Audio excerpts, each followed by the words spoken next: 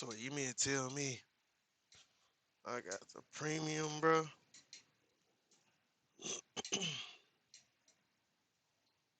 You mean to tell me I got the premium, bro? And it still ain't working? Ain't no way, bro. Even the premium is trash? The premium is trash too? That's crazy, bro. Lies. Thanks very much for joining me. Let me say a few words about some of the lies and distortions that President Trump made last night in his State of the Union speech. And do not worry, unlike Trump, I'm not going to go on for an hour and 47 minutes. A lot shorter than that. Last night, as you recall, President Trump stated, quote, "Members of Congress and my fellow Americans, our nation is back, bigger, better, richer, and stronger than ever before," end quote. Well, I do have to admit that Trump got it half right. He and his billionaire friends are indeed richer than ever before.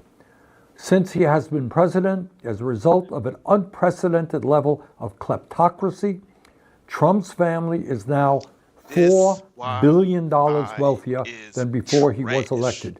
Not to mention the $400 million plane that he got as a gift from the royal family of Qatar.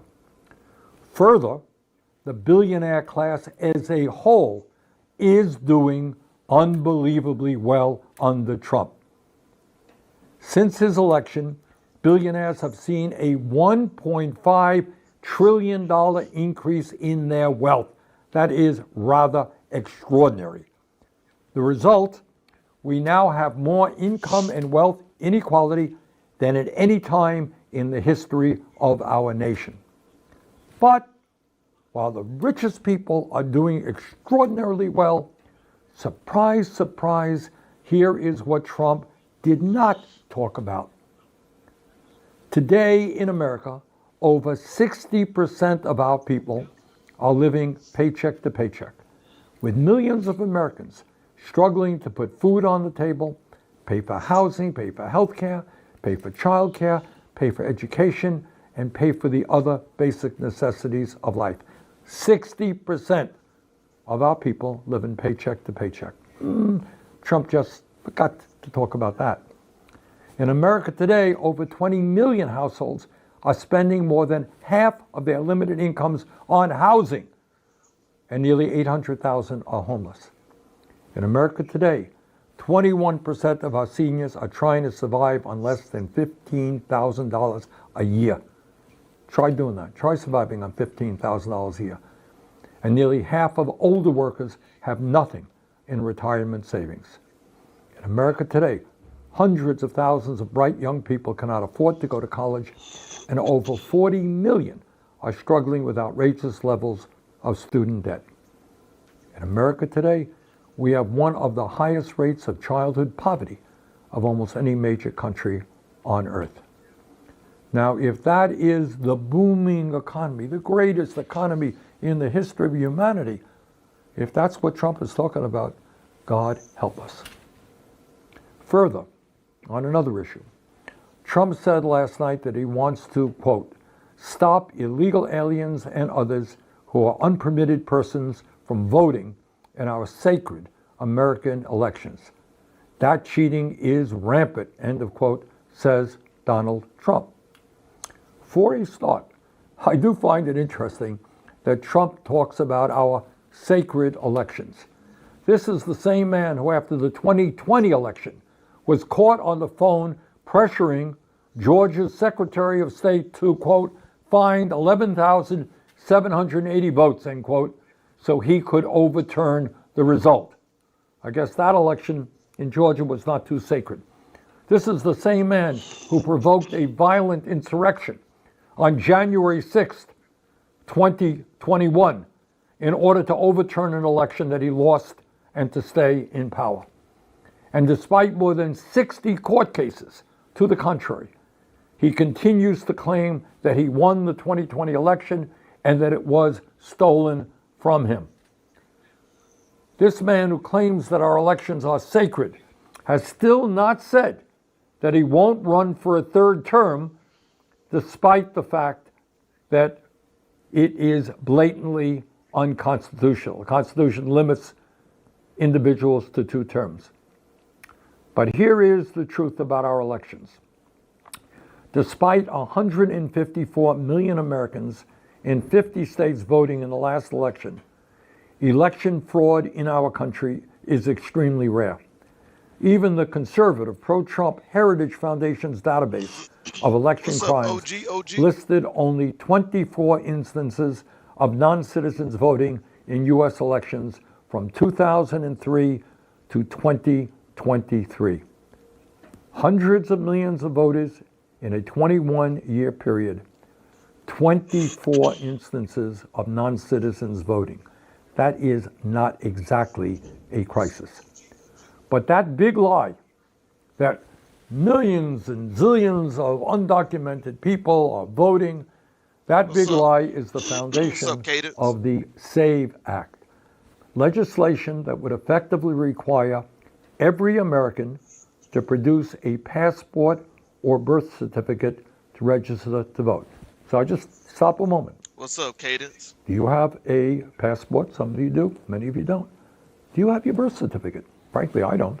How are you going to get that birth certificate? Well, if you don't have a passport, you don't have a birth certificate, you ain't going to be registered to vote. This is a test That would live. disenfranchise Literally, I'm millions testing and this millions of internet people. here where I am. It would disenfranchise millions of women who changed their It's last not the names best, so I'm just after trying to see marriage what it's like. and whose documents no longer match, as well as millions of other Americans who simply do not have a passport or a birth certificate. And then there is the issue of immigration that Trump talked about last night, where he bragged, and I quote, "We are deporting illegal alien criminals from our country at record numbers, and we're getting them the hell out of here fast," end quote. Well, not quite the truth. The reality is that less than 14% of those arrested by ICE in Trump's first year back in office had violent criminal records. 86% did not. But the truth is, as we have seen on our TV screens, is that ICE is occupying and terrorizing American cities, rounding up American citizens and asylum seekers, kicking down doors without due process, sending 5-year-old children to detention centers, and illegally deporting people to countries to which they have never, ever been. Horrifically, we also saw the videos of ICE and Border Patrol agents murdering Renee Good and Alexander Preddy in cold blood. I agree, Jerry. Last night, I agree. President Trump said that he is working to drive healthcare costs way down. Well, could have fooled me. Trump's so-called big, beautiful bill is throwing 15 million Americans, low-income and working-class people, off the health care they have through a $1 trillion cut to Medicaid and the Affordable Care Act. By the way, the purpose of that cut is to provide $1 trillion in tax breaks to the 1%. This year, as a result of Trump's actions, health insurance premiums have doubled on average for 20 million Americans in the Affordable Care Act. Now, that's a pretty strange way to be driving healthcare prices down and improving healthcare. Last night, Trump also claimed that he is ending the wildly inflated cost of prescription drugs like has never happened before, end of quote. Well, not quite. This year, the pharmaceutical industry announced that it would be increasing prices on over 850 prescription drugs in America. And despite what Trump says, we still pay, by far, the highest prices in the world for prescription drugs.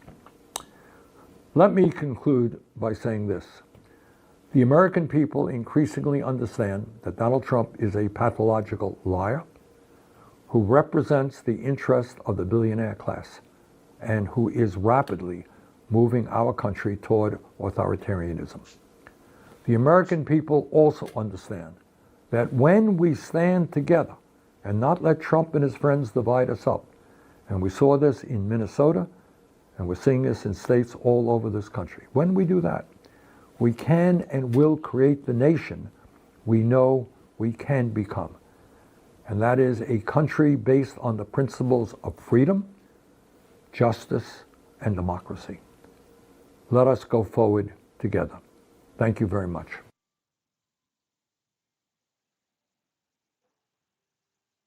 Last night we discovered that there's something worse than a State of the Union address that is filled with lies. And that is a State of the Union address that is filled with lies that goes on forever. In this case, for about 2 hours, the longest in history. It was filled with the usual Trump weird bragging about himself and making claims that are totally delusional, like this one. Our country is winning again. In fact, we're winning so much that we really don't know what to do about it. People are asking me, please, please, please, Mr. President, we're winning too much. We can't take it anymore. We're not used to winning in our country. It was also filled with a lot of comments that I found you could find to be true, but just not in the way Trump intended, like when he said this. When it comes to the corruption that is plundering, it's plundering America. Yeah, there's corruption plundering America, all right, but it's coming from the Oval Office. It's the president's meme coin dinners. It's his kids' crypto schemes. It's all the grift and the graft. It's the tearing down of the East Wing. It's the building of ballrooms paid for by secret donors. It's all of that corruption enriching the first family. But somehow, I suspect that's not what the president was talking about. And then there was this comment. I can say with dignity and pride that we have achieved a transformation like no one has ever seen before, and a turnaround for the ages. It is indeed a turnaround for the ages. Oh yes, we've seen a transformation in this country, all right, like we've never seen before, where we have armed, masked, ill-trained agents demanding to see people's papers, shooting them through windshields, shooting them while they're lying face down in the street. Yes, that's a transformation we haven't seen before. We're seeing a transformation around the world with our allies now questioning our devotion to democracy, questioning whether they can rely upon us, and our enemies fearing us a lot less. That's a transformation too, again, probably not the one Trump was talking about. Now, I chose not to go to this address. I've gone to every State of the Union for the last 25 years. But given the president's daily lawlessness, given his rampant violation of his oath of office and the Constitution, given the fact they're using the Justice Department to go after the president's enemies, including two of my Senate colleagues for making a video the president didn't like, given the fact the administration is ignoring court orders, I did not want to treat last night like business as usual. But nevertheless, I don't have to, and I'm now going to go through just some of the lies he told last night. So here's Trump saying we're back and bigger and better than ever before. Our nation is back, bigger, better, richer, and stronger than ever before. That probably doesn't need much explanation, patently false, but let's be a little more specific. Here's another more drilled down claim by Donald Trump. When I last spoke in this chamber 12 months ago, I had just inherited a nation in crisis with a stagnant economy, inflation at record levels. So he didn't inherit an economy with inflation at record levels. In fact, inflation was much higher earlier in Biden's term. It was much higher in the 1970s and other parts of our history than it was when Donald Trump inherited the economy, which had inflation about 3%. And what has Trump done? He's made inflation worse. Rent costs are up. Utility costs are up. Manufacturing jobs have fled. Trade deficits are greater than ever. That is hardly the superlative economy that Donald Trump is claiming. If the economy is roaring like never before, it's roaring like a sick engine because Donald Trump's tariff regime and on and off tariffs have wreaked unprecedented destruction on our economy. Well, this economy that Trump claims is roaring like never before added just 181,000 jobs in all of last year. That's the worst job creation record since 2003 if you exclude the recessions.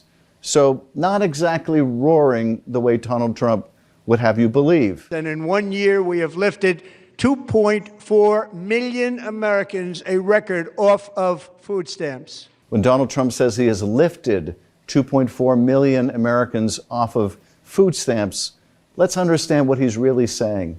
He's saying that 2.4 million kids now are going to go hungry because of his big, beautiful bill, as he calls it, because that big, ugly bill dramatically cut the Supplemental Nutrition and Food Assistance Program, or SNAP. And as a result, lots of American kids are going to go hungry because of Donald Trump. And on the subject of tariffs, once again, the president repeated the lie that he often tells, that somehow these are paid by other countries when they're paid by you.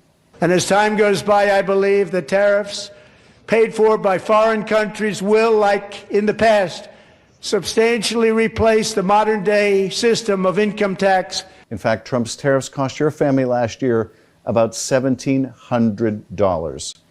Trump also went to claim that his tariff regime was something of long existing precedent and he had the power to do without congressional action. Congressional action will not be necessary. It's already time-tested and approved. As we saw from the Supreme Court, that isn't true. It wasn't true before the court decision, and it certainly isn't true after the court decision. In fact, as a result of his lawless invocation of these tariffs, we now have to go through the complex process of figuring out how to refund the tariffs that American consumers and small businesses had to pay in the first place. Refunds that the president is opposing. He doesn't want you to get the money back that you spent on his ill-considered tariffs. He also made the claim that his tariffs have helped him solve different wars. Here he is. Many of the wars I settled was because of the threat of tariffs. I wouldn't have been able to settle them without. Okay, that's another bogus claim. Most of the wars that Donald Trump is claiming to have resolved, he didn't resolve. They were either not existing at the time, or they were existing but haven't been resolved. And certainly the tariffs haven't played much of a role in the 8 supposed claims that Trump is making about wars that he has stopped or prevented or who knows what. This is all part of Donald Trump's weird campaign to get a Nobel Peace Prize. Only stranger, perhaps, was his claim during the State of the Union last night that he should get the Medal of Honor. And if it wasn't precluded by statute, then he would give himself one. Now, why he would deserve a medal that is awarded to our service members for the most incredible bravery in combat, who knows? But Donald Trump, I guess, thinks that he deserves every award in the world. I've always wanted the Congressional Medal of Honor, but I was informed I'm not allowed to give it to myself, and I wouldn't know why I'd be taking it. But if they ever open up that law, I will be there with you someday. Now, you might remember this scene from last year's State of the Union, when it was over, Trump thanked Chief Justice Roberts for giving him immunity. Look again. Thank you again. Won't forget. So good. But here's Roberts this year after Trump dumped all over their decision on tariffs. Therefore, they will continue to work along the same successful path that we had negotiated before the Supreme Court's unfortunate involvement. So despite the disappointing ruling, these powerful, country-saving, it's saving our country, the kind of money we're taking in. I guess we can take some consolation in the fact that the State of the Union addresses have given the Chief Justice as much discomfort as so many of the rest of us, albeit for very different reasons. On the subject of taxes, Trump repeated his oft-repeated lie that the tax cuts he provided last year were the largest in history. That's false. Last year, I urged this Congress to begin the mission by passing the largest tax cuts in American history. They were probably among the largest tax cuts, however, for really rich people and large corporations. That's who got the benefit of this. And those tax cuts for rich people and large corporations were paid for by massive cuts to your health care. That's right, they took $1 trillion out of Medicaid, they took more out of the Affordable Care Act, and they gave all that money to Trump's rich friends and large corporations. Of course, Trump, no one got richer over the last year than Donald Trump, who brought in billions for himself and his family. Trump also claimed that the housing crisis America has been facing was purely Biden's fault. And low interest rates will solve the Biden-created housing problem well. Well, much as the president likes to blame his predecessor for everything, in fact, this has been a long-standing, long-growing problem that precedes Biden. Admittedly, didn't get any better during the Biden administration, but nevertheless, we have not been building enough homes in the country for years. And that really needs to change, but nothing we heard from the president indicates he's willing to change it. In fact, his policies have made the housing problem even worse. Because of his crazy tariffs, building materials have increased in cost exponentially. Because of his immigration policies of deporting construction workers, construction costs have gone up enormously. So housing is more expensive now because of Donald Trump and his policies, not less. On prescription drugs, the president claims to have stopped the inflated price of prescription drugs. Here he is. I'm also ending the wildly inflated cost of prescription drugs like has never happened before. So I don't know if you've checked your prescription drug costs lately. They have not gone down. So another patent falsehood by the president. He claims to have done what no president has ever done before in bringing those costs down. Well, that's just plain wrong. He also says he's addressed the high cost of health care. I'm also confronting one of the biggest ripoffs of our times, the crushing cost of health care. Well, he's addressed it all right by making it higher. He's addressed it by taking $1 trillion out of Medicaid, by attacking the ACA, by essentially taking health care away from millions of Americans.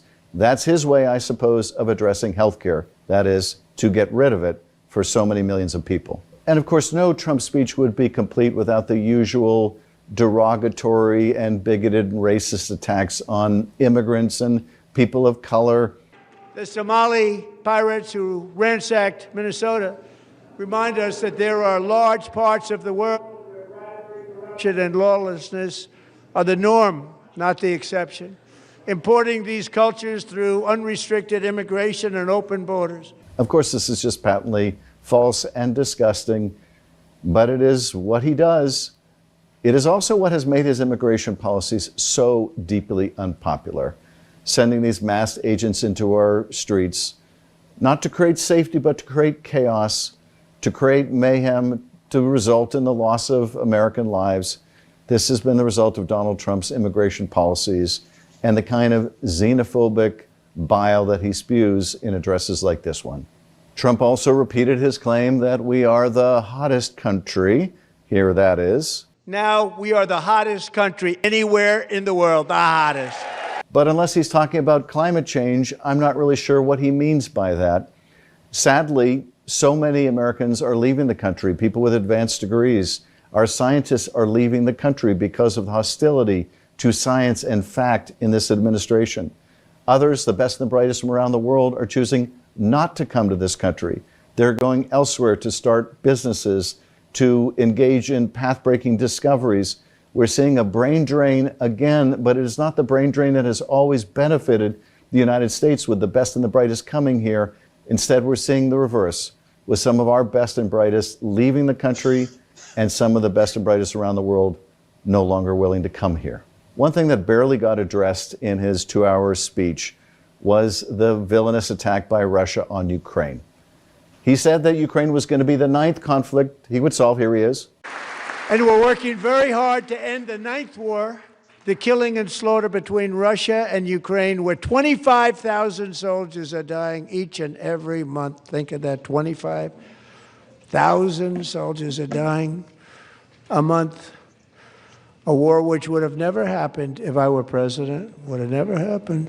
But if Trump's idea of solving the Ukraine war is to serve up Ukraine on a platter to Putin, thanks but no thanks. Instead of solving 8 conflicts or stopping 8 conflicts, as our troops amass with a potential attack on Iran on the horizon, he seems intent on starting yet another conflict, and doing so without any authorization from the U.S. Congress. Perhaps most significantly, he continued his effort to cast doubt on elections. He said that the only way Democrats could win in elections is if Democrats cheated. This is a constant refrain from Donald Trump trying to lay the foundation for his electoral losses. He knows his party is likely to take a beating in the midterms. In every special election since Donald Trump's election, Republicans have gotten clobbered by voters who do not support his draconian policies, whose lives have not been made by his presidency. So he is once again trying to disenfranchise people. He is promoting the SAVE Act, which would require people to produce a passport or a birth certificate before they can register to vote, an effort to suppress the vote of potentially millions and millions of Americans who don't have those documents but are legal citizens. And perhaps most importantly, I'm asking you to approve the Save America Act. And of course, Trump once again teased a potential third term for him. So in my first year of the second term, should be my third term, but strange things happen. This was in part a reference to his continued false claims that he had an election stolen for him.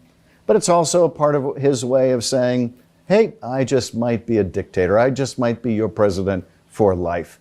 He loves to float these things, and if he's criticized for it, claim it was a joke, but it's his way of socializing an insane idea that he may want to pursue. He hopes to so discourage people from voting that they just give up and walk away. But of course, that is the last thing the American people can afford to do.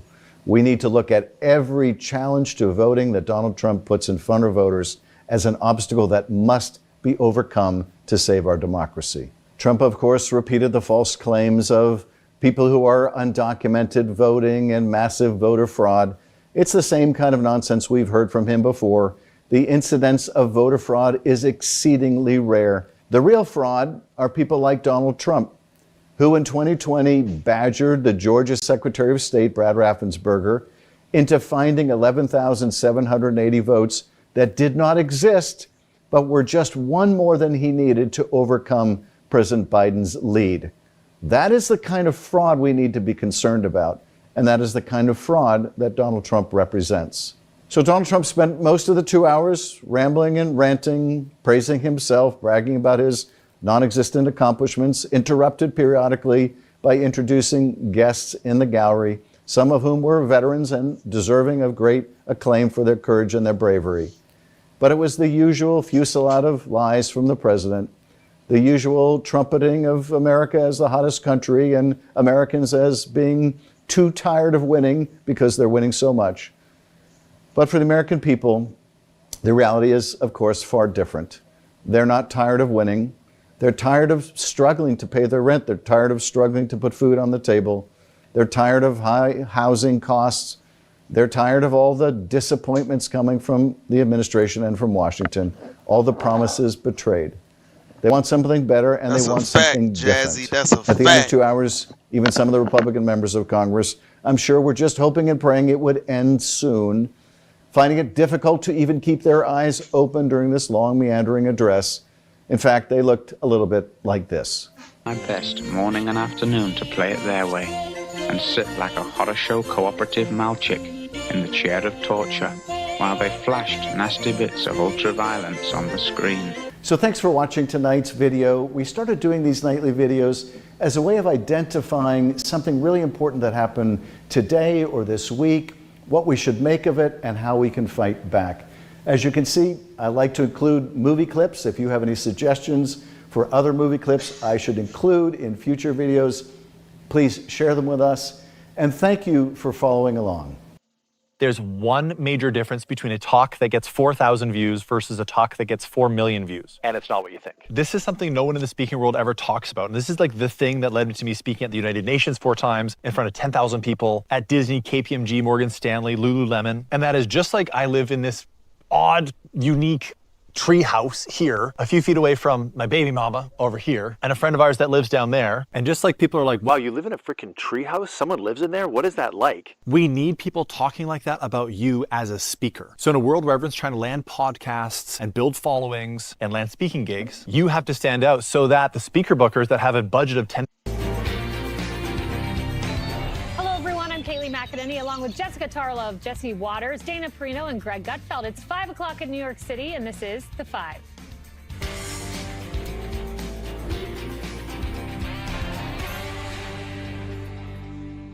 While our president packs a punch, Trump came out swinging in his first State of the Union address of his second term, taking a blowtorch to left-wing policies and the Democrats who support them as well. Now, while touting one policy win after another, and buckle up, the whole thing ran about an hour and 48 minutes. Our nation is back, bigger, better, richer, and stronger than ever before. This is the golden age of America. Today, our border is secure, our spirit is restored, Inflation is plummeting. Incomes are rising fast. The roaring economy is roaring like never before. And our enemies are scared. Our military and police are stacked. And America is respected again. They caused and created the increased prices that all of our citizens had to endure. You caused that problem. You caused that problem. They knew their statements were a lie. They knew it. They knew their statements were a dirty, rotten lie. But here was the biggest moment. President Trump sending the squad into a frenzy by simply asking the Democrats to stand for this. If you agree with this statement, then stand up and show your support. The first duty of the American government is to protect American citizens, not illegal aliens.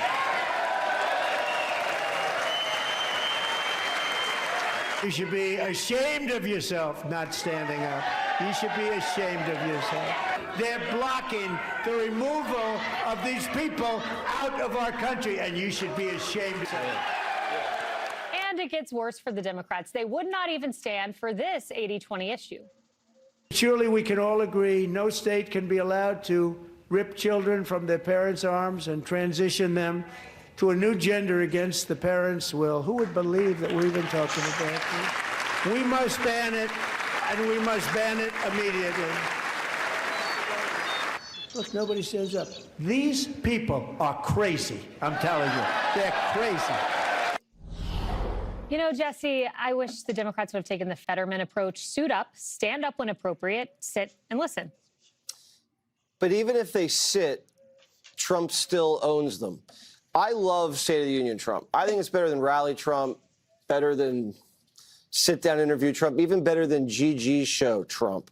This guy owns this format because there's a physical division right in the middle of the chamber. So he creates a moment and then exploits the moment to get a reaction from the Democrats, and the reaction proves his point. He accentuates it so deliciously that the Democrats are baited into going where they don't want to go. And then he says, see, I told you so. You're having government officials transition children behind parents' back, and the Democrats aren't saying no. And so they fall for it because he has them there. There's no moderator. There's no media filter. It's the Trump show, and he is in total control. Kayleigh, that's why they didn't go. That's why 70 played hooky, because they don't want to be a part of it, because he merchandises their faces or their yelling or their canes or whatever the hell they do. It's also a great format for the president because the Republicans are just better looking. All of the cutaways to these Democrats, it's sad. It is a sad look. Our cabinet's more attractive. The Trump family's more attractive. I'm sorry. It's just the truth. Also, Trump loves awards. It's become an award show now. Yeah. You get a Medal of Freedom. You get a Medal of Honor. This person got a tax refund. She got fertility drugs. It's like him hosting an award show now, which is great. And that's why it's so fun, because he's a great storyteller. This is the kind of speech that gives a president momentum. This is the speech that gives the president legs, because the distinction between him and the Democrats was so clear. And now you can see for the first time all of these wins that he can now take this momentum and then drive it home over and over and over again. Everyone's talking about the speech, the hockey, the Democrats going crazy. Their problem is if they do clap for common sense stuff, then Trump looks powerful and persuasive on television, and then their base gets angry. And if they sit there like this when Trump's saying normal things that everybody agrees with, everybody watching at home thinks the Democrats are crazy. So that's the problem. He just makes the points so forcefully. The Democrats are just sitting ducks. Yeah, it's a catch-22 for them. Dana, the CNN Snap poll showed that at the beginning of the speech, 54% of viewers thought that we were heading in the right direction. Now, 64% by the end. So does he make that shift that then carries over into the midterms? I mean, I don't know. I think that for a lot of people, nobody even remembers that he gave a primetime address from the Oval Office about affordability 2 months ago. It just, like, it's, he talks. Exactly. He did. And but for tonight, for a few days, for maybe momentum going forward, for ideas, like there wasn't a lot of legislative ideas put forward, and that was fine. What he did do is he spotlighted people rather than policies so much. The policy, of course, sprinkled in, but that doesn't make for a good show. And what did make for a good show was like actually seeing the people who he generally seems to care about, keep in touch with, want to help through their grief, or want to celebrate for their accomplishments, and bookending it with our B block is going to be about the hockey team, and we're going to get there. But then at the end, you have the 100-year-old man who is getting the Medal of Honor from Medal of Freedom, excuse me. Listen, it's called Connect Team, and it's insane. I don't do schedules or timesheets manually anymore. And it works? Oh, like you wouldn't believe it. My team puts in their availability, I click auto schedule, and boom, there it goes. No more Excel, no more phone calls, no more group chats. Perfect schedule, like that. Damn, so all you gotta do is post it. Yeah, my team loves that it's just one app, so they see their shifts, they can approve it, and I know it's covered. But wait, what if there's like a last minute change? I mean, that's the afternoon gone, right? So in that case, I just blast a shift for my team to claim, everyone sees it, and I just assign the first one to pick it up. It literally takes 2 minutes. I'm telling you, it's all in the app. So they clock in, I can see who's working, who's late in real time, and their hours go straight to their timesheets, so I don't have to do anything. Wow. Yeah. I'm embarrassed to say, I used to spend 3 days prepping timesheets for payroll. Now it takes, what, half a day, tops? Nah, I gotta check this out. You should.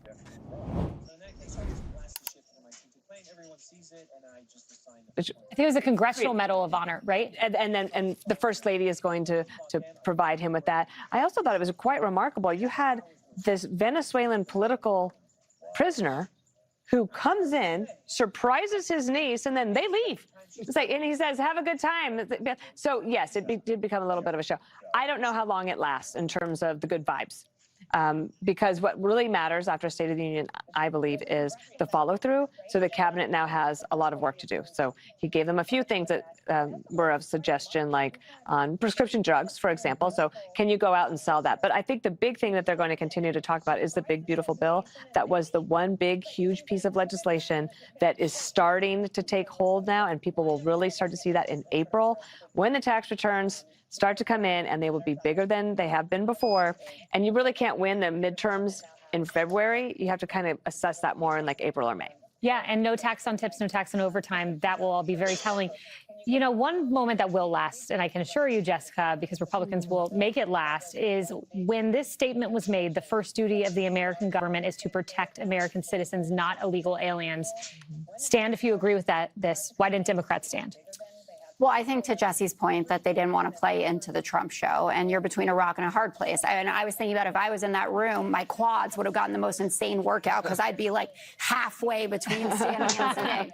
And I mean, I think the State of the Union has far less impact than it used to. I mean, these things happen, and as Dana said, then we kind of move on past them. I mean, the last State of the Union for Joe Biden Mr. mattered a lot because Mr. it was 155, what's good, video, man? right? So we had that for a little bit, but in Your boy general, doing a little it's test kind of live any right other now, night, which I man. think Just is why so washing many clothes, Democrats doing a felt test like live. they had leeway to go and do something else, and Leader Jeffries said that that was fine. I think that we should institute a rule that any guest of either party, as long as it's not a totally partisan pick, you stand for them and you applaud. If it's someone who served the country, if it's someone who something terrible happened to them or their family, no matter what the president has said about them, like there was no reason that President Trump had to lie about who killed that poor Ukrainian refugee on the North Carolina train, said that she was killed by someone who's here illegally. She was killed by an American citizen who's from Charlotte, North Carolina. That's unnecessary, but that family deserves applause, no matter what's going on. And I think that we should institute that. In terms of Jesse's analysis of the evening, there are a lot of people who did not feel the same way. The Navigator Research was doing dials throughout the whole thing. President Trump went out there, went through his greatest hits, and did not do what his advisors had hoped that he would do, which is to say, I feel your pain. This is a work in process. We've had some wins, but there's more to do. So they showed that the dials went down when Trump mentioned the golden age, that prices are down, America is winning, tariffs, which are just a big illegal tax on American consumers. CNN did their poll of the State of the Union viewers, which you mentioned going up 10%. That was tilted plus 13 Republican, but they only 38% had a very positive reaction to it. That's less than Trump got in his 2018 State of the Union, 41% for Biden in 2022, 48% for Obama in 2020 and 2010, then 48% for Trump in 2018. Lots of lies, about the amount of investment and what the costs are doing, more Americans working today, et cetera. But the most important thing that he said, and Democrats are laser focused on this, is that he said Democrats cheat. The cheating is rampant in our elections. Their policy is so bad that the only way they can get elected is to cheat. That is laying the groundwork for subverting a free and fair election. He's already said, I'm sending ICE to the polls. They're going to have poll watchers. There are teams of lawyers. I thought there wasn't going to be an election. That's what Gavin Newsom said. It doesn't, Jesse, it just doesn't matter. It will be a January 6th redux if it's close. It doesn't matter. We're going to have the midterms. Democratic. Right, but if it is close, if it is not the 30 seats that some people think it is possible, if it's just a few seats, Mike Johnson held Congresswoman Grijalva out of her seat for 2 months. Right. He was an architect of January 6th. You think that that man is going to seat these people when Trump is out there saying now that we can only win if we cheat? It's why we need voter ID. And I think you're taking him out of context. No, I'm not. It was talking about the SAVE Act. Greg, I want to get to you, but he was about passing the Save America Act. He was laying the groundwork for that. Greg. Yeah, I was just checking on something. I don't know if Trump lied about the killer of Irina. I'm not sure about that, but at least we know that he knew her name. I can't remember what? Everyone was upset about that. That was not. I'm talking about Lakeland Riley. Remember what did he call her? Lakeland? Lincoln Riley. Yeah. The only reason why you guys know about these victims is because we have to throw it in your face. And you notice it when he makes a mistake. Oh, my God, he lied about the heinous killer. Who's the villain here? I have to give credit where credit's due. At least these Democrats, showed up. There were 70, like Jesse said, that were missing. I don't know where they were, at a Red Roof Inn playing, quarters with Kamala. But they work for us. Yeah. That's their job. Like, what else do you do? They have other things. They see enough of Trump. BS, man. That would be like me skipping the 5 because I found out Shannon Bream is in for Dana. It's like, just because I don't get along with somebody doesn't mean I just skip. Oh, I'm not going to do the show because of. No, I get paid to be here. That's actually. The fact that they think they can do that shows you how little respect they have for the American people. It was almost 2 hours long, this thing. I felt like Trump is like a maitre d' at a restaurant who is so proud of the specials that he's going to go through them no matter whether you like. I got the veal scallopini. I got the lobster thermidor. I got the quail surf and turf. If you need to lose some weight, we got the Cobb salad. In Ilhan, we have some goat on the menu. He's just proud of everything. And this is the consequence of having so many successes. It's easier just to have one or two, or in Biden's case, have none and just lie. But he's had a mind-numbing amount, whether it's the crime, the border, economy, foreign policy. It's incredible. The equation for me is simple. The angrier and more sullen the Dems are, the more effective and successful Trump's policies are. It's almost like watching that carnival game where you take a large mallet and you hit the lever and it rings a bell. It's like anything Trump says, his success is measured by this explosion of envy and resentment that you see on the other side. That every instance, Dems become like the villain in the climax of a movie where the hero saves the town and gets the girl. The evil conspirator is glaring from a police car window. Sometimes at the end, he'll smile and go, you know what? Maybe he is right after all. But they never will. Trump's figured out the secret sauce. If you want to do America right and own the libs, just succeed. Because the Dems hate your success and will reveal their dark hearts by not applauding the good things you do. So you help the country, you own the libs. It's like a win-win. I have to point out Ilhan Omar. She repulses me, and I'm trying to find out why, because she's not unattractive. She has an unusual amount and kind of anger. She has no right to that level of rage in the United States of America, the country who gave her corrupt ass a new life. It's not like she's a homeless Vietnam vet who can't get services and should be enraged at the government. She should be kissing the ground she walks on instead of spitting on it. And her anger is also reminds me of the radical who, given power, would destroy you. She would show no mercy for you if you were below her. Like, the look on her face is somebody who would step on your neck instead of giving you a hand. And that is not the kind of person we should have in our leadership. It's not the type of person we should have in this country. And if we find out that she screwed up on her immigration stuff, she's got to go. Yeah, she should be thanking President Trump for finding fraud in her district because it's a positive thing. All right, coming up. Hey, Sean Hannity here. Hey, click here to subscribe to Fox News YouTube page and catch our hottest interviews and most compelling analysis. You will not get it anywhere else. Capitalism was never designed to help you thrive. It was designed to keep you exhausted. I hate that capitalism creates a hierarchy of worth, where essential workers can't afford essentials, and billionaires treat recessions like opportunities. I hate that profit gets prioritized over. How's everybody doing? It is 9 p.m. West Coast time on Tuesday, February 24th. I just watched and live streamed. I did not hear that he incited an insurrection at the United States Capitol on January 6th, 2021, that resulted in multiple deaths, that resulted in 150 plus police officers being severely beaten and injured by Trump supporters. I did not hear that 4 or 5 police officers died and or took their own lives as a result of the events at the Capitol on January 6, 2021, because of Donald Trump. I did not hear that the Trump organization was convicted of 17 fraud-related felonies at the end of 2022. I did not hear that Donald Trump pardoned all of those people on his first day in office. I did hear some reference to ICE. I did not hear the name of Renee Good. I did not hear the name of Alex Preddy. I did not hear the name of Keith Porter, all of whom were killed by ICE agents this year. I did not hear the word fascist. I did not hear the word fascism.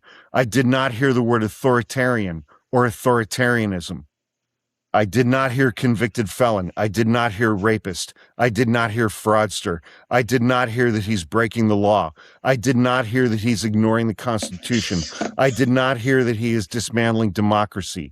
I did not hear the name Jeffrey Epstein. I did not hear the name Ghislaine Maxwell. I did not hear the names of Annie or Maria Farmer. I did not hear the names of any other Epstein victim or survivor. I did not hear that Donald Trump's best friend for 20 years.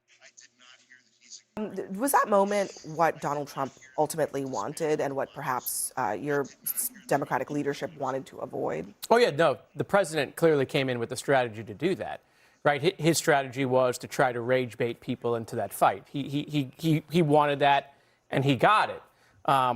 You know, look, ultimately, he's not deporting 2 members of Congress, just like he didn't lock up Hillary, even though that was chanted in arenas, you know, around the country. So, you know, look, he can't fix his poll numbers. He can't turn around the fact that he's underwater on the economy, underwater on immigration, the 2 issues that helped get him elected. So what he's going to try to do is he's going to try to fight to the point where he tries to make us not an option, right? He wants to just bring us down with him, to the hope that that might help him somehow survive the midterms. This is the new strategy. He met with his pollsters. They saw where everything is. They can't turn around their stuff. They've ruined it in the first year. So the strategy is to try to bring everybody down in order to survive the midterms. So Rashida Tlaib responded to Trump. She said, can't take 2 Muslims talking back and correcting him, so now he's crashing out. And then she used the hashtag President Majnoon, which means crazy or insane in Persian. Imagine being able to build an app with your name on it, just by thinking about it. Meet Base 44. Yeah, I mean, she also got what she wanted, which was a mistake, I think, for the Democrats to play into that. I actually agree with the congressman. I think the president was setting up Democrats in a really simple and easy way. They shouldn't have fallen for it. It seems pretty easy to stand up and say, actually, no, I support American people first. That is where I stand. And we can have a nuanced conversation afterwards if you want about illegal immigration. But they walked into that trap because it was so easy to set. Well, but that's not true. I mean, I stand for most Democrats did not stand.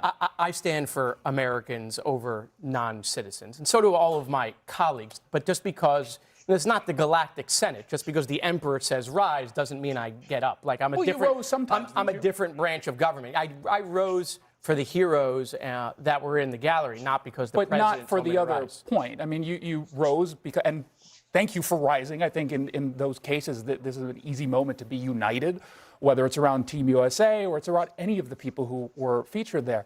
But that's sending a message that you agree with the statement or the sentiment, and you chose not to stand. Well, I think I'm sure if Joe on the other Biden point. told Republicans to rise, they would have Doesn't leapt that- from their But seats. to that point, Okay. doesn't that happen at every single State of the Union address?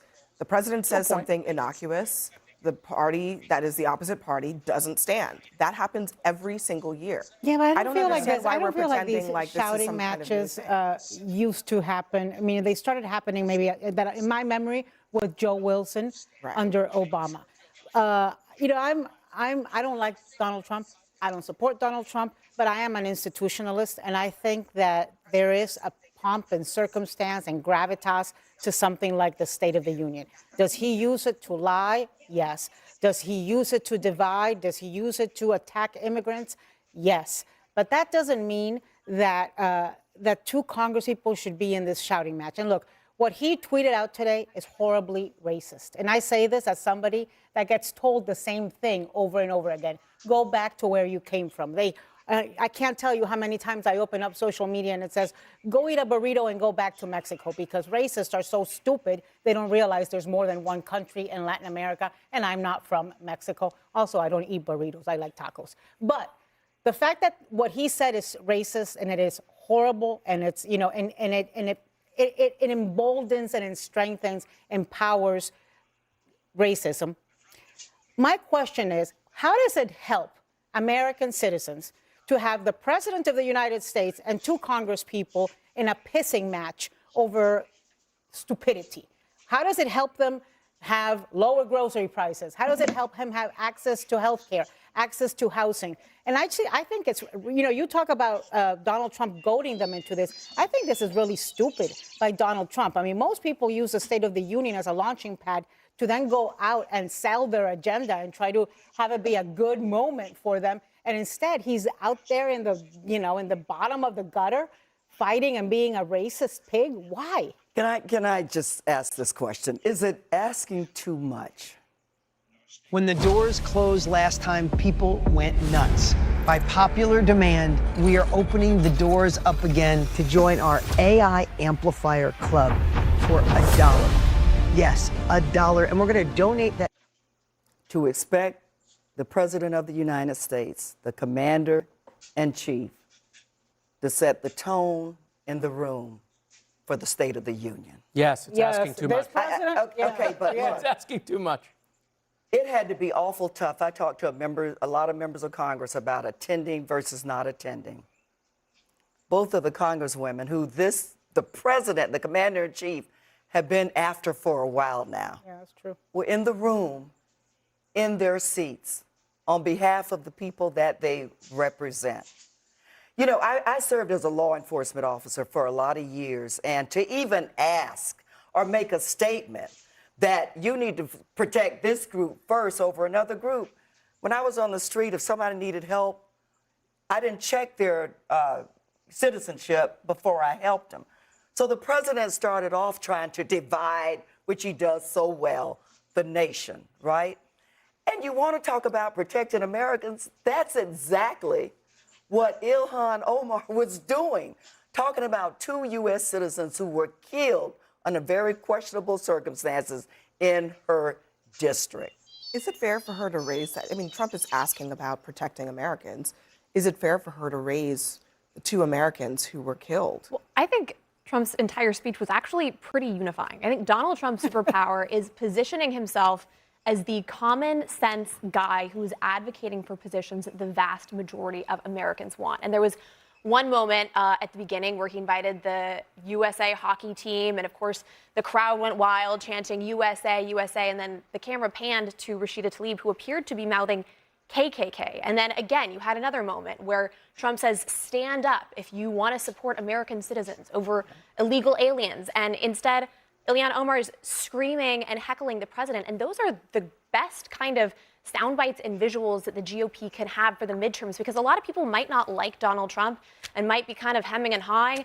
And then they look at the alternative and they say, oh, well, this really angry woman, gosh, I don't know about her. So that's what Trump set out to do. But that was my question. Highlight the 80-20 issues. In response to his own question, is it fair for the Democrats to respond, why, yes, we do care about American citizens, including 2 that were killed? Yes, it is by fair, but not in that officers. venue. But It is fair, but not at that me moment. that the President of the United States did not even mention the 2 U.S. citizens that were killed in Minnesota. How do you do the State of the Union, because you care about Americans so much, and not even mention the 2 people who lost their lives on the streets of America at the hand of federal agents? One who tried to run over. But how an do ICE you not agent even, in the you can do your commentary all you want, or, critique, but how do State you facts. not mention that 2 people died in that environment? And the president was one of the most unifying speeches, the president who said, look at the Democrats, aren't they crazy? He obviously does not understand that when he won election, he is supposed to represent all people. When you go through some of the moments he went to, right, he pointed to a little girl, Delilah, who was almost killed by an illegal alien, miraculously came back. She was there with her dad. When you have Democrats who won't stand and applaud her recovery, yeah, I think that's Sadly, crazy. people are killed in America every day.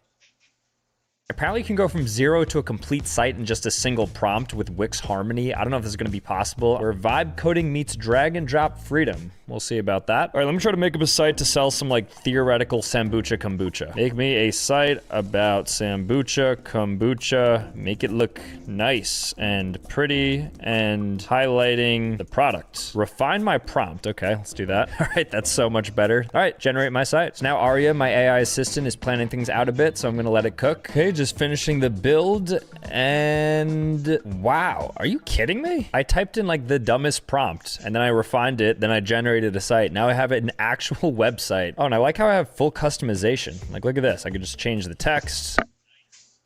Sadly. And the majority of them are killed by U.S. citizens. So whether an undocumented immigrant, I'm saying whether the thing it's an undocumented immigrant or a U.S. citizen who's the perpetrator, the bottom line is somebody has died or someone has been One died as a seriously result injured. of bad policy that was in place for 4 years, allowing people to come into this country unvetted illegally. And if we had border policies that actually worked, those people wouldn't be here, and those deaths would not have occurred. That's the difference. So when you can point directly to policy, I think that's obviously well within the scope of any president, Democrat or Republican. Yeah, by the way, it went so well in Minnesota that the president sidelined his secretary, skipped her in the cabinet meeting, replaced her with Tom Homan, who then pulled everybody out. So yeah, it worked real well that they abandoned it and left. That's number one. Number two is, look, Donald Trump there's a lot of verbs and adjectives to describe. Unifying is not one of them. He doesn't even think he's unifying. That's not his strategy. Two-thirds of the people who watched the speech thought it was very positive, and they liked it. Actually, it was the lowest positivity in 20 years of any. I think that's right. Listen, That's and right. he patently, bold-faced lied about illegal immigrants and criminality. He said that the man who had killed the Ukrainian woman in Charlotte, North Carolina, Irina, was an undocumented immigrant who had been let in by Biden. That was a lie. That's He's a not U.S. true. citizen. He was born in North Carolina. You're right. He misspoke, but it was another policy failure that led to him killing That was her. purposeful, him using illegal immigrants as the boogeyman. He said 12,000 murderers had been allowed in by Joe Biden. That's made up. He's making that number up and conflating We don't numbers. know. That is no. We don't know. There's maybe 20 people who we came do across know this because other ICE number. has put out numbers. We actually do know that that's not true. It is a lie. Listen, he lied over 20 times. Daniel Dale from CNN has done the fact checking, and a lot of those lies were about immigration. He said Maduro opened up the prisons and the insane asylums. There is no evidence, zero, that Maduro did that. Castro did it in 1980. But there is zero evidence that Maduro did it in the last few years. This is kind of the whole point. Is you're literally defending Maduro and I am not Venezuela right defending now. Maduro. I am telling you the guy you say is unifying is a pathological liar.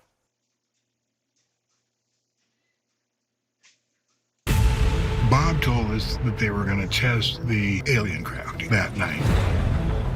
I have seen extraterrestrials face to face. In the shrubbery are little gray entities. UFOs land in front of them. They're in Antarctica. They felt distressed because they were captured. There has been direct contact over many, many years.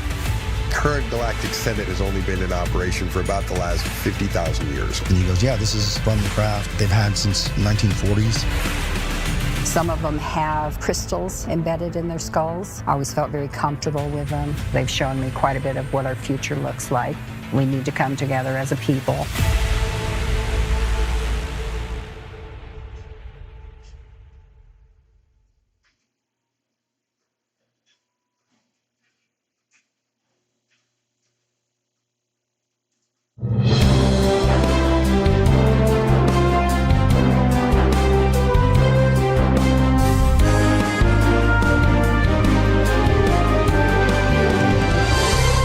Hey, Bill O'Reilly here. Welcome to the No Spin News, Wednesday, February 25th, 2026. Stand up for your country.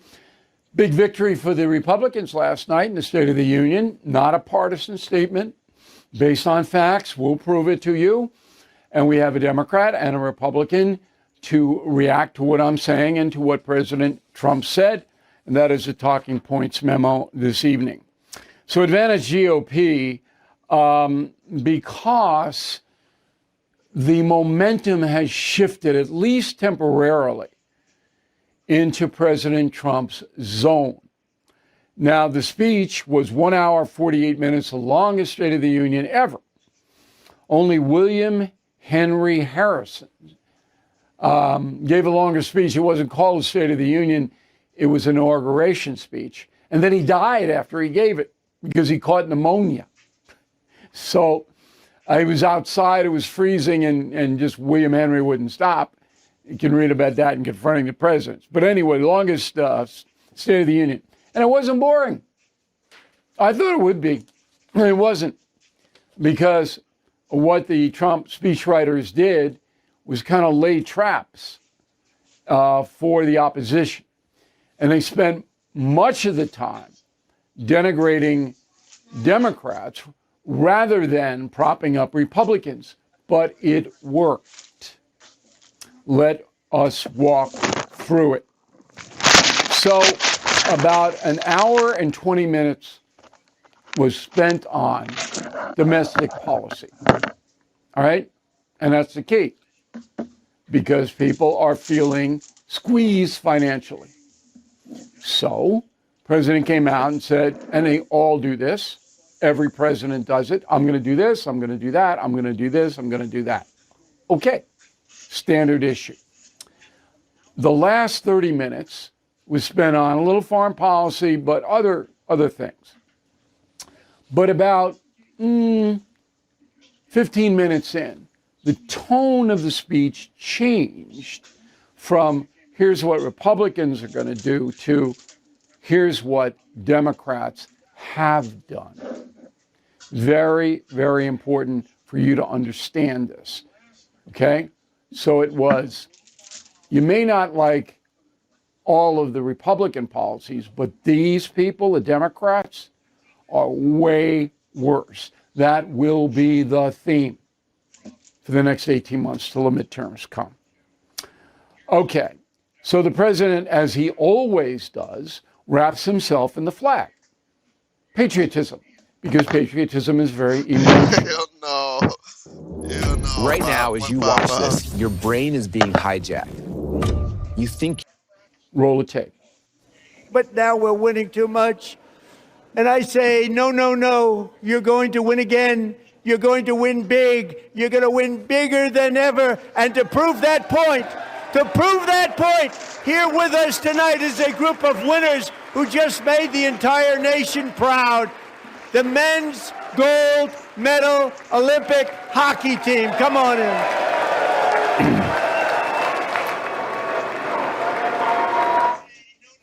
Okay, so it was predictable that that would happen, and that is a feel-good moment. Here's the most frustrating thing. I couldn't see how the Democrats were reacting to that because the camera was not on that crew. And I expected some of the reporters in the room would write about how the Democrats reacted to the hockey team coming in to the rapturous applause on the part of the president's supporters. Nothing. We couldn't find anything. We don't know. I'm embarrassed for my profession. We don't know how the Democrats reacted to it, having the American hockey team go in there. It's maddening. And I was watching it last night. I said, where is the react shot on the Democrats? Where is it?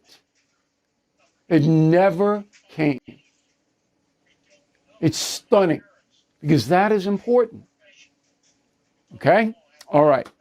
So the president, he basically was telling the American people, and some of them obviously don't believe it, that this is the golden age of America.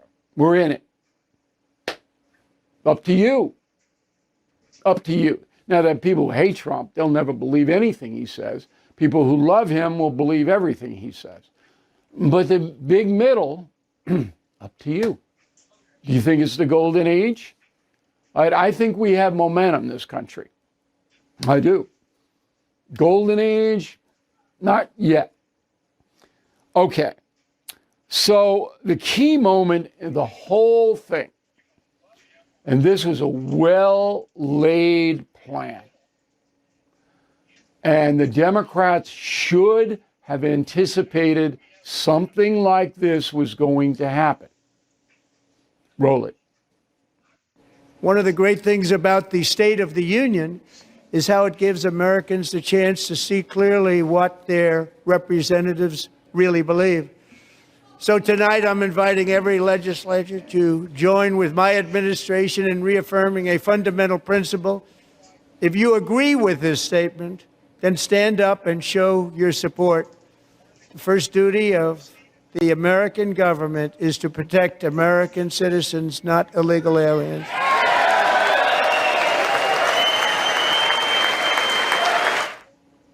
Democrats didn't stand. Okay? If I were a Democrat, I would have stood. Because under the Constitution, the first duty is to protect Americans. Democrats didn't stand. Trump knew they weren't going to stand. And he scolded them. Roll the tape. Isn't that a shame? You should be ashamed of yourself not standing up. You should be ashamed of yourself. That is why I'm also asking you to end deadly sanctuary cities that protect the criminals. All right, and then you have Congresswoman Omar, Minnesota, and Tlaib of Michigan screaming at Trump, screaming that he's killing Americans on and on. This is not a good look for the Democratic Party. These radical members of the party are damaging the Democrats among independent voters. Radicalism is not what the majority of Americans want.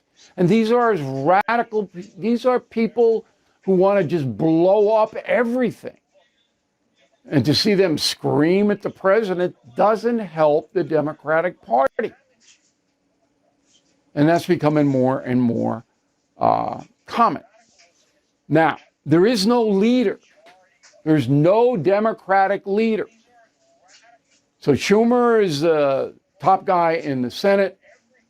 Jeffries is the minority guy in the House.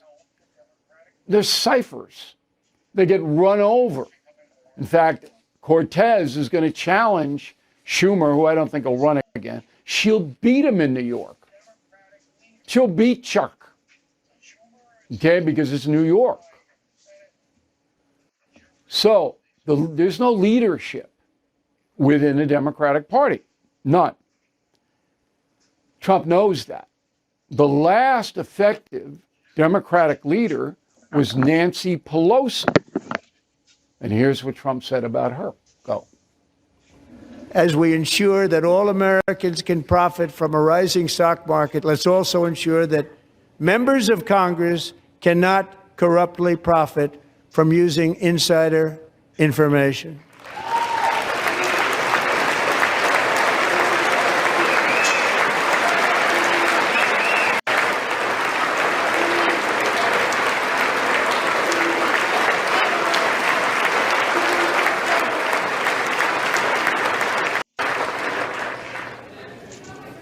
They stood up for that. I can't believe it. I can't believe it. Did Nancy Pelosi stand up if she's here? Doubt it. Pass the Stop Insider Trading Act without delay. So Nancy Pelosi worth about $300 million. Okay. And she was there. But of course, once again, the camera couldn't find her. Boy, that was poorly shot. Whoever was in charge of that, awful. Because that camera should have been right on Pelosi on that one. Okay, so then Trump knows he has momentum. And here's an aside. I'm a professional broadcaster, as you know.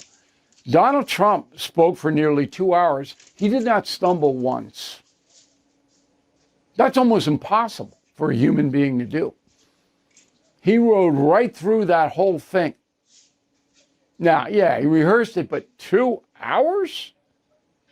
Everybody stumbles, not him. Then he goes after the Democrats' signature achievement, Obamacare. Go. I'm also confronting one of the biggest ripoffs of our times, the crushing costs of health care caused by you.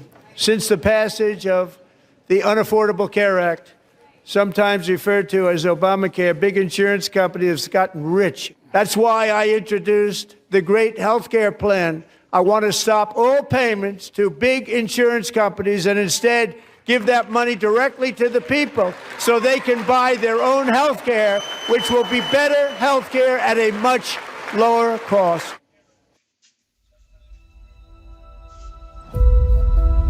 EVE Online is a vast universe, alive with the unrelenting activity and combined history of its players. Pursuing lives of adventure, warfare, and prosperity, they share this existence in the biggest single shard, free-to-play MMO of all time.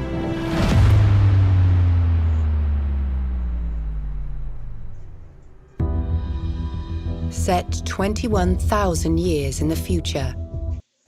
All right, so you can see he's dismantling the opposition step by step, and it was effective. The president does exaggerate. Everybody knows that. CNN spent all his time fact-checking him. Some of the fact-check was accurate. Some of them wasn't. You can manipulate crime stats, economic stats all day long. It's easy to do. I'll just give you one example. So the president says in the last 3 months of 2025, inflation was 1.7%. It was 2.4. But he's got his own numbers and he can trot out something. I don't even pay attention to that anymore. I know what inflation is. It's running a little over 2%. This isn't bad, but not bad. Okay.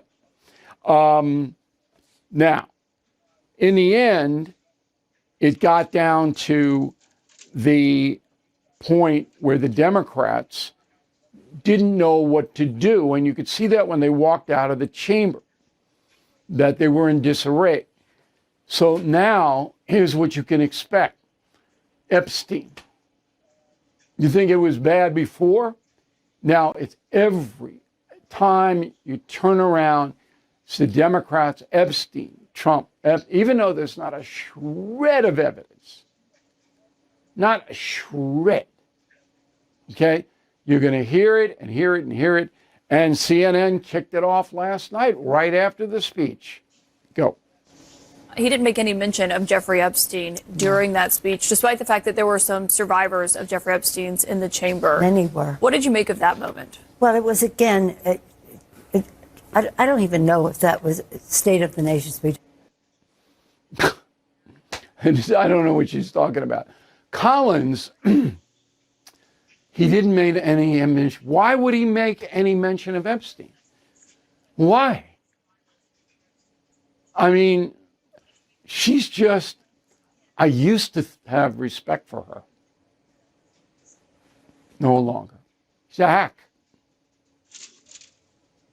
And CNN, I don't know what the deuce they're doing over there. They go down and down and down and down and down. They don't care. They don't care. No semblance of fairness whatsoever on the network. None. Okay. Finally, the midterm election is, as I said, a much more contained than a presidential election. But what Trump did last night was he put down the marker. There, no matter how you look at Republicans, and he's talking to independent voters now, they're worse. So we gave you a tax cut. They want to raise taxes. We're protecting Americans from illegal alien criminals. They don't want to do that. On and on and on, one after the other after the other. That will be the theme for the next 8 months. And that is the memo. If you are a homeowner, there's no better time than now to call American Financing to wipe out that debt, eliminate the stress, set yourself up for a strong 2026. The Fed dropped rates for the fourth time in December. American Financing can help you access that equity in your home at an interest rate that's in the low fives. That is a much lower rate than the average 20% or more credit card rate. American Financing is saving their customers an average of $800 a month. There are no upfront fees, no obligation to see how much you can save. If you begin today, might be able to delay 2 mortgage payments. So please call 888-462-9557. 888-462-9557. AmericanFinancing.net/bill. All right, let's get some reaction from 2 very smart guys. First, Doug Schoen joins us from Miami, a Democrat political strategist. Where am I going wrong here, Doug? Bill, I don't think you're going wrong. If I can just add that it's going to be hard to change the dialogue in the extent and to the degree you're estimating in light of public opinion, which now strongly favors the Democrats, largely because of the affordability crisis, which in the 2025 elections proved to be paramount. But where you're right is that Trump's performance was a virtuoso one. He dominated the dialogue. You did accurately describe what the themes will be of the midterm. I just am skeptical whether there's enough juice in the arguments to hold the House. The Senate, I think, is more likely than not to stay in the Republican hands. The House, I think, is more likely than not to go Democratic. Well, the polls are going to shift in Trump's favor big time in the next 2 weeks. You wait and see. Because whether it lasts is the big question. Yeah. Bill. But remember now, you got tax refunds coming up. Okay? So that's going to juice the economy. Yep. Trump is serious about getting the health care insurance costs down. Democrats will stand in the way of that. They're not going to support that. So a lot of things going to happen. You're going to have Iran come to a head in the next 2 weeks. And that probably will go America's way, whether it's a treaty or whether it's military action. So right now, you couldn't deny, unless you were, dishonest, working in the national corporate media, couldn't deny that Trump changed the momentum in the country, the political momentum. Question that at all. Don't question that at all, Bill. But in midterm elections, and we've discussed this before, those that are most likely to vote are those that are most angry. And right now, that is Democrats and independents who are, for a variety of reasons, frustrated with Trump because of overreaching by ICE and the continued issue with prices. So I'm not disputing anything you're saying. I'm just not sure it's going to last. Okay. Well, what most anchormen say is, we'll see. I would fire any anchorman who said that if I were the boss. It's not my job is to pinpoint what's happening, not say we'll see. A 5-year-old can say that. Yep. What is likely to happen is that the Republicans are going to go out and say, these people running against me are radical leftists, even if they're not. They'll tag them, okay? And they are dangerous people. For the uninformed voter, and there are a lot of them, that is a very effective way to campaign. Bill, where I think you're right is the Republicans have a tough time making an argument that they have performed well enough to deserve to hold both houses. Where their argument is stronger, as you're suggesting, is on a comparison or a contrast with my party, the Democrats, which have moved so far to the left that they're unimaginable from the party I joined many, many years ago. They're demonized. So who's the leader of your party, Doug? No idea. AOC, Bernie Sanders. Doesn't that disturb you? There's no leader? Bothers me a lot. The idea that AOC could beat Schumer, I'm not going to cry crocodile tears for him.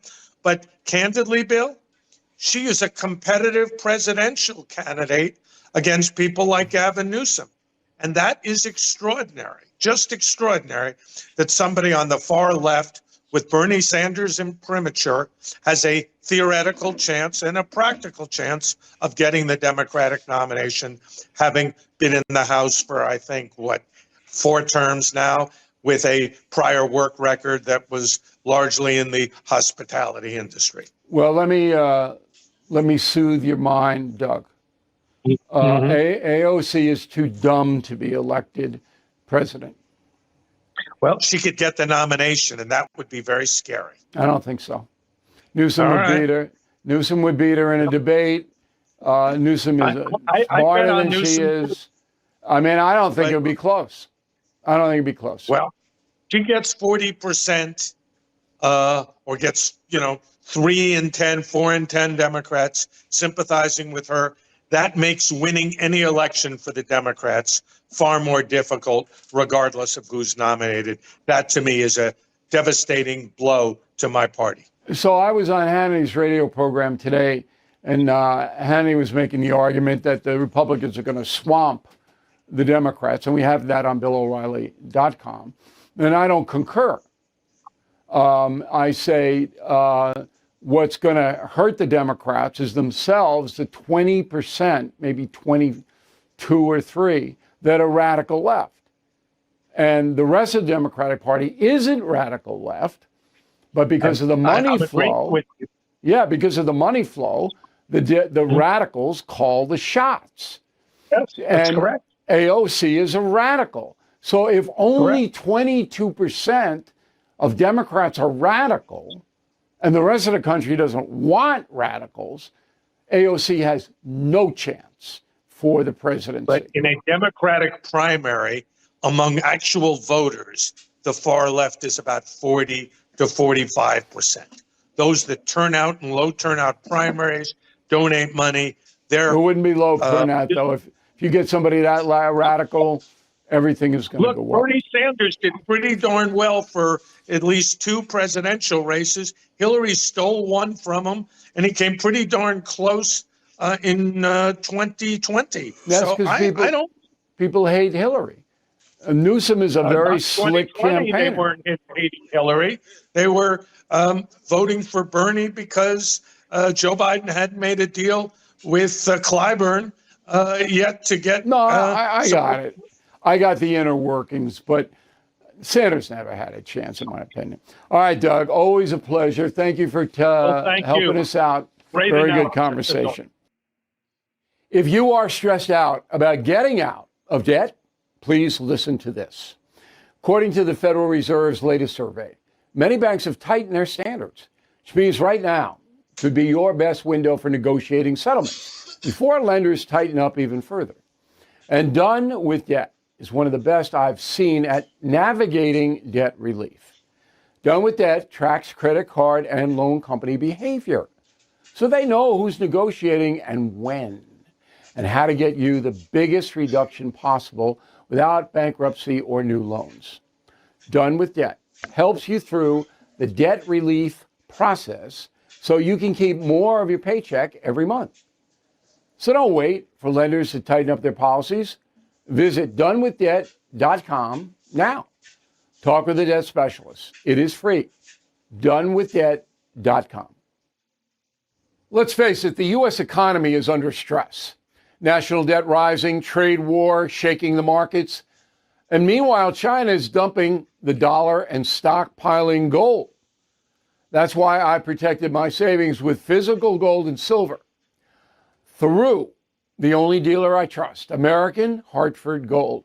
And you can do this. Get precious metals delivered to your door or place in a tax-advantaged gold IRA. They'll even help you roll over your existing IRA or 401k, tax and penalty free. With billions in precious metals delivered, thousands of 5-star reviews, and an A+ from the Better Business Bureau, you can trust American Hartford Gold as I do. Please call 866-501-5201 or text BILL to 65532. Again, that's 866-501-5201 or text BILL to 65532. There's one major difference between a talk that gets 4,000 views versus a talk that gets 4 million views. And it's not what you think. This is something no one in the speaking world ever talks about. And this is like the thing that led to me speaking at the United Nations 4 times in front of 10,000 people, at Disney, KPMG, Morgan Stanley, Lululemon. And that is just like I live in this odd, unique tree house here, a few feet away from my baby mama over here, and a friend of ours that lives down there. And just like people are like, wow, you live in a... All right, joining us now from Miami, same place Doug was, because these guys are not tough enough to take the weather in the Northeast. Sean and Buck Sexton, who has a book out, Manufacturing Delusion, How the Left Uses Brainwashing, Indoctrination, Propaganda Against You. You know, he is on the radio with the Clay and Buck program, which I do occasionally. So, Sexton, where am I going wrong? Where's Sean going wrong? What are we missing here? Well, missing with what? I mean, I think that the... Okay, let me thank my colleagues who you see here for joining us. And look, let me start with something all of us are thinking. Tonight is going to be long, painful, and tedious. Okay, let me thank my colleagues who you see here for joining us. And look, let me start with something all of us are thinking. Tonight is going to be long, painful, and tedious for the American people. We know how tonight works. Trump will claim that everything in America is going great. He's in a huge bubble. America is deeply unhappy with Trump's leadership.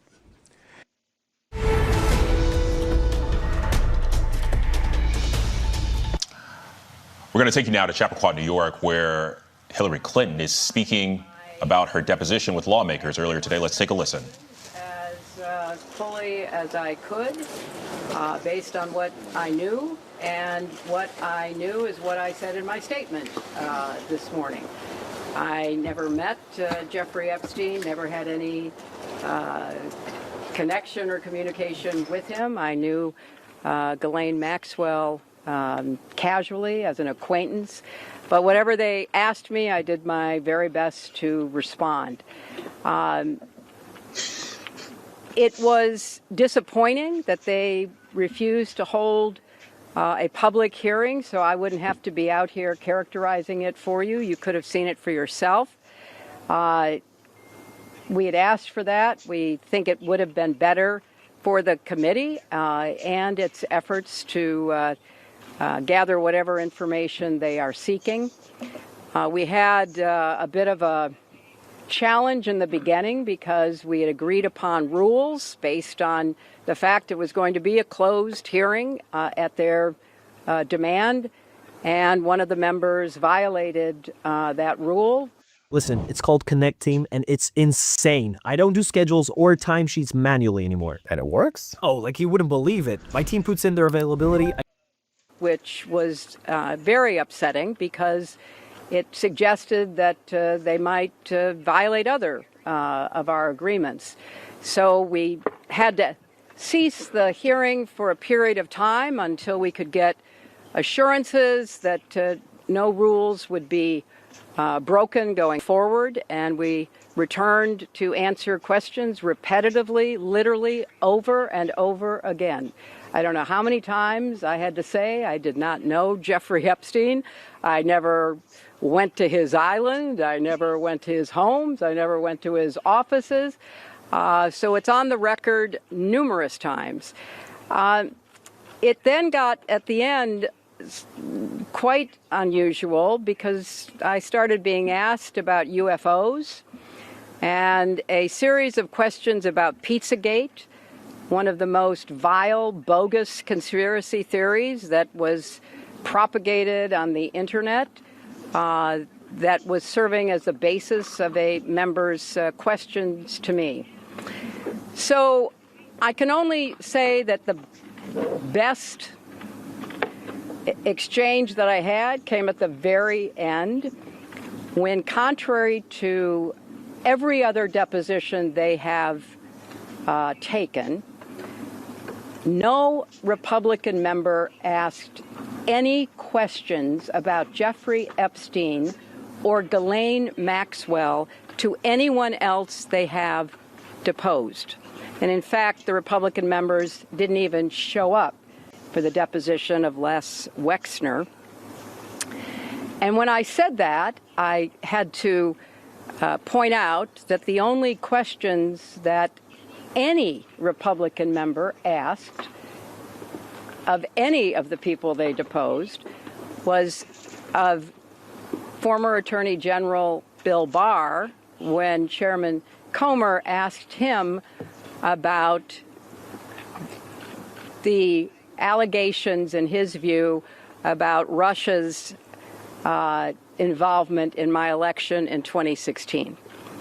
So at the very end of this hearing, after I made that point, I want to commend Chairman Comer for raising a series of significant questions that I responded to about the nature of the investigation and the areas that I thought should be explored.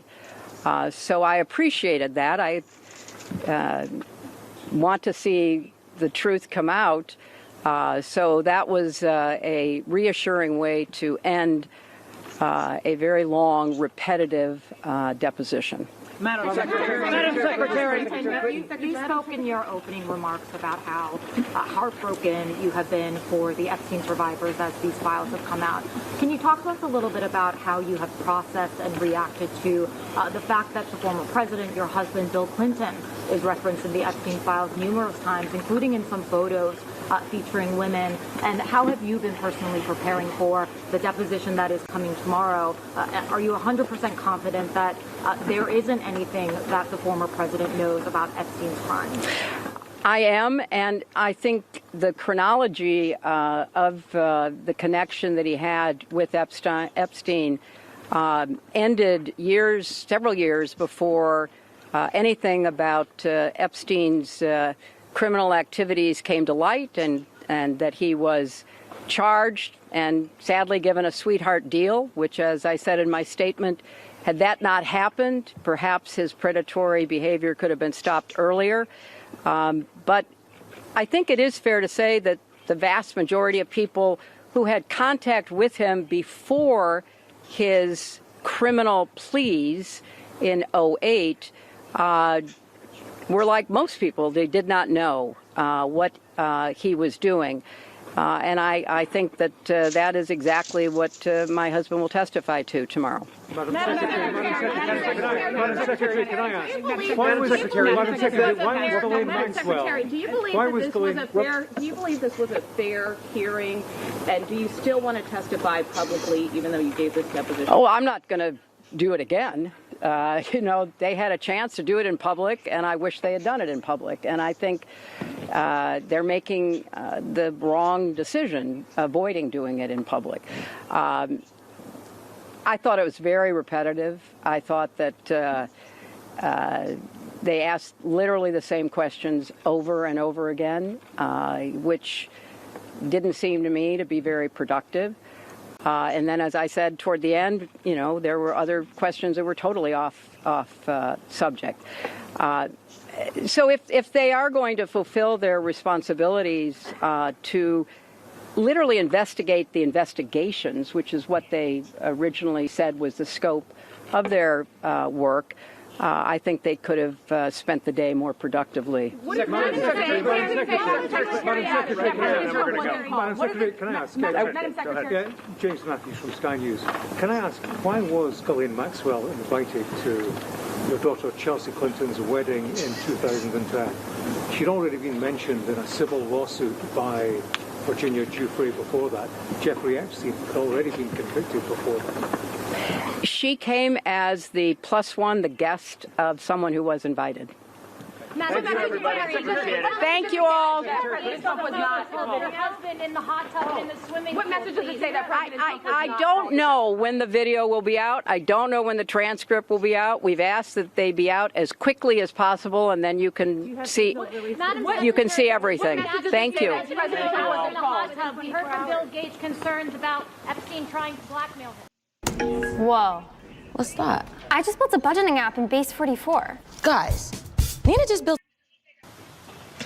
All right, you were just listening to former Secretary of State and former First Lady Hillary Clinton addressing reporters there in Chappaqua, New York, following a days-long closed-door deposition by the House Oversight Committee there in New York. The former Secretary of State saying flatly that Republicans, in her estimation, are making the wrong decision by not doing this in public. She said this deposition, which lasted the course of the day, was often repetitive. She says that at times it veered into This is Democracy Now!, democracynow.org, The War and Peace Report. I'm Amy Goodman. During his State of the Union, President Trump repeatedly hailed his economic record over the past year. He also openly criticized the Supreme Court again for striking down his global tariffs in a decision that's having major implications on the global economy.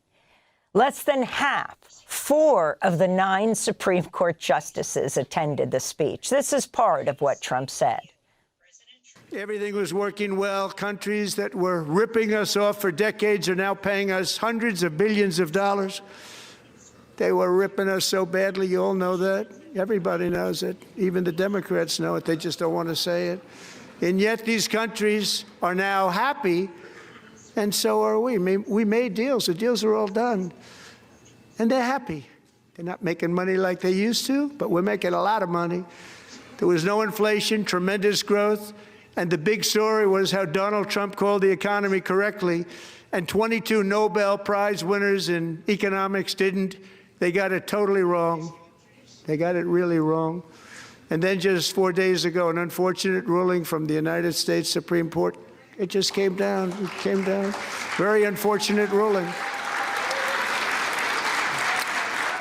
But the good news is that almost all countries and corporations want to keep the deal that they already made, right, Scott? Knowing that the legal power that I, as president, have to make a new deal could be far worse for them, and therefore they will continue to work along the same successful path that we had negotiated before the Supreme Court's unfortunate involvement. So despite the disappointing ruling, these powerful, country-saving, it's saving our country, the kind of money we're taking in, peace-protecting. Many of the wars I settled was because of the threat of tariffs. I wouldn't have been able to settle them without. Will remain in place under fully approved and tested alternative legal statutes. And they have been tested for a long time. They're a little more complex, but they're actually probably better, leading to a solution that will be even stronger than before. Congressional action will not be necessary. It's already time-tested and approved. And as time goes by, I believe the tariffs paid for by foreign countries will, like in the past, substantially replace the modern-day system of income tax, taking a great financial burden off the people that I love.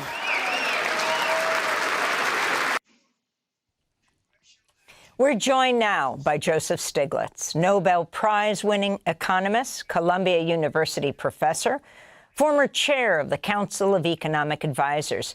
Professor Stiglitz is also currently the chief economist at the Roosevelt Institute. His latest book, just out in paperback this week, The Road to Freedom, Economics and the Good Society. Professor Stiglitz, welcome back to Democracy Now! Your response, you're among the signatories, the economists who have signed a letter against the tariffs. Talk about the president's State of the Union and his argument for tariffs and against the Supreme Court. Two of his own appointees ruled against him. Well, the speech was characteristic of Trump. Lies, misleading statements. I was with a group of a large number of Nobel Prize winners who predicted that he would be bad for the economy, and we were right. The tariffs are paid by Americans. They're not paid by the foreigners. He says they didn't have any effect on inflation. We saw inflation was going down, and if we compare where inflation would have been with where we are today, it is estimated the average family is paying somewhere between $1,000 and $1,700 in extra money because of the tariffs. And you know, the irony is, he said it was going to bring back manufacturing jobs. Manufacturing jobs are down in the United States in 2025 when they were up under President Biden. He doesn't talk about that. In fact, last year was one of the slowest growth in jobs ever in recent memory, about a quarter of what it was under President Biden. And interestingly, most or more than 100% of the jobs that were created were in the healthcare sector. Nothing to do with his tariffs at all. Trump said in the past, we have the most people working in history. What is the state of unemployment, of livable employment, the overall economy? Well, when the economy grows, more people in the country, yes, there are going to be more people working. That's true. The fact is that labor force participation has not gone up. Unemployment rate has gone up a little bit, not a lot. But what is striking is how weak the job market is. We've not created, as I said before, we've not created very many jobs, less than a quarter of what we had created under President Biden. And anybody with friends trying to get jobs knows what a difficult labor market today's labor market is. I want to go back to President Trump speaking last night.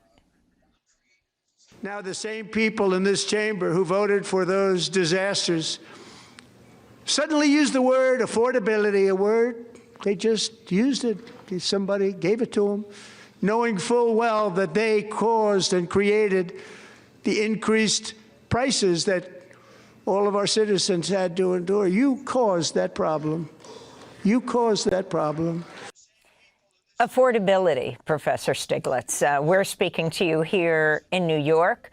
Of course, the new mayor, Zoran Mamdani, sent the message to people all over the country, especially those who are considering elected office, or to diehard politicians, senators, Congress members, that affordability was the word, was the issue people are most concerned about.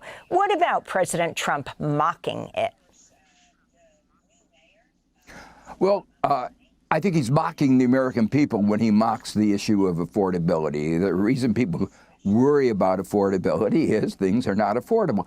And the other way of putting it is that their real incomes adjusted for inflation are down. Now, one of the striking things about what President Trump has done, he talked about this tax cut, the biggest tax cut in history. He was wrong about that. As a percentage of GDP, it doesn't even rank near the top. But where it does rank at the top is that it was the most regressive tax cut. That is to say, the benefits went to the millionaires, the billionaires, the corporations, and those at the bottom paid the price. They paid the price with almost $1 trillion cut in Medicaid. And that was why the Democrats had insisted on the government shutdown. They said, you can't do that. That's not right, that you would be giving a tax cut for billionaires and asking the poorest Americans not to have adequate health care in a country where health care is being so bad that life expectancy, even before the pandemic, was on the down. Your final comments, Professor Stiglitz, coming off of what's considered one of the longest State of the Unions, an assessment of this country in modern history. Well, you know, long speeches like that reminds me of Castro and other demagogues who just love, they get the platform, they just talk and talk and talk. But I think the striking thing is that in spite of the tariffs, that we're supposed to bring back manufacturing jobs are actually down. And in spite of the tariffs that we're supposed to eliminate the huge trade deficit in goods, the trade deficit in goods is actually up. So his policies have failed, even in the areas where he said, in the objectives that he set forth. So yes, his speech was filled with misleading statements, with lies. We've come to expect that. But in the core aspect of his agenda, the numbers show that he has dramatically failed to do what he promised. Joseph Stiglitz, Nobel Prize-winning economist, Columbia University professor, former chair of the Council of Economic Advisors. Professor Stiglitz is also currently the chief economist at the Roosevelt Institute. His new book, just out in paperback this week, The Road to Freedom, Economics in the Good Society. Thanks for watching Democracy Now! On YouTube. Subscribe to the channel and turn on notifications to make sure you never miss a video. And for more of our audience-supported journalism, go to democracynow.org, where you can download our news app, sign up for our newsletter, subscribe to the daily podcast, and so much more. Welcome to Caribou Coffee, where we don't just know your favorite, we know your dog's too. And this isn't just your average mocha. It's actual chocolate chips melted into every luxurious sip. That's Caribou. What can we get started for you? Here's why you need to go to Slumberland to buy yourself a Tempur-Pedic mattress, the creme de la creme of mattresses. We have a Split King, a medium adapt hybrid, and a medium adapt. It's got proprietary Tempur material.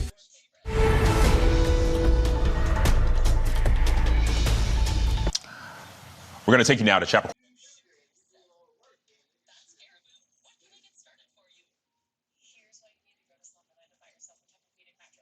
Woman who alleged she'd been sexually assaulted by both Trump and Epstein. Bro, that was when she a move. 13 That was a to political 15 move years for the old. campaign coming up in the midterms.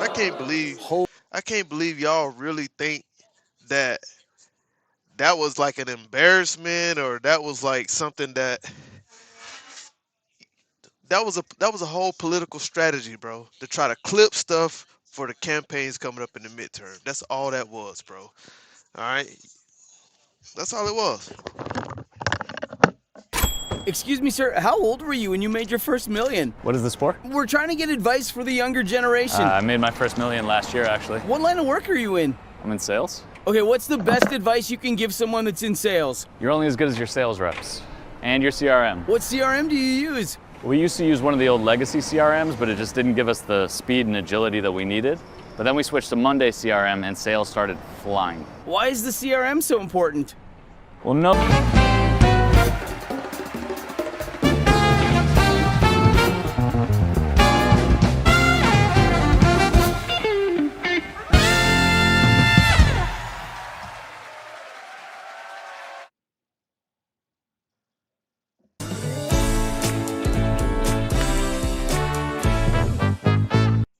What if you could clean your retainer at the touch of a button? No more brushing or tablets. Over 4 years ago, our team of engineers knew there had to be a... Members of the Congress, I have the high privilege and the distinct honor of presenting to you the President of the United States. Thank you, Mr. Speaker. Thank you. Thank you very much.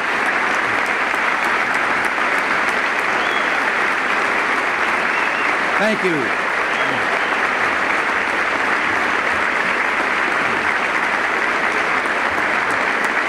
Mr. Speaker,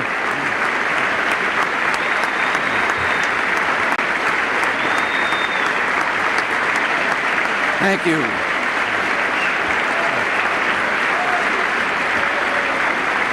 Thank you very much.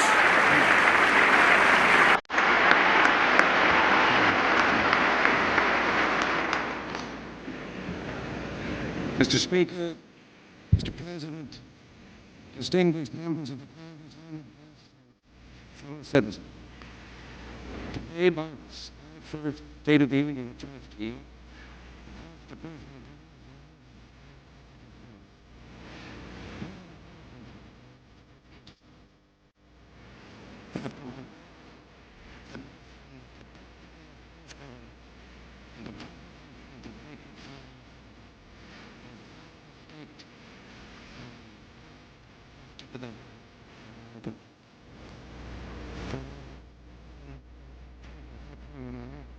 Say,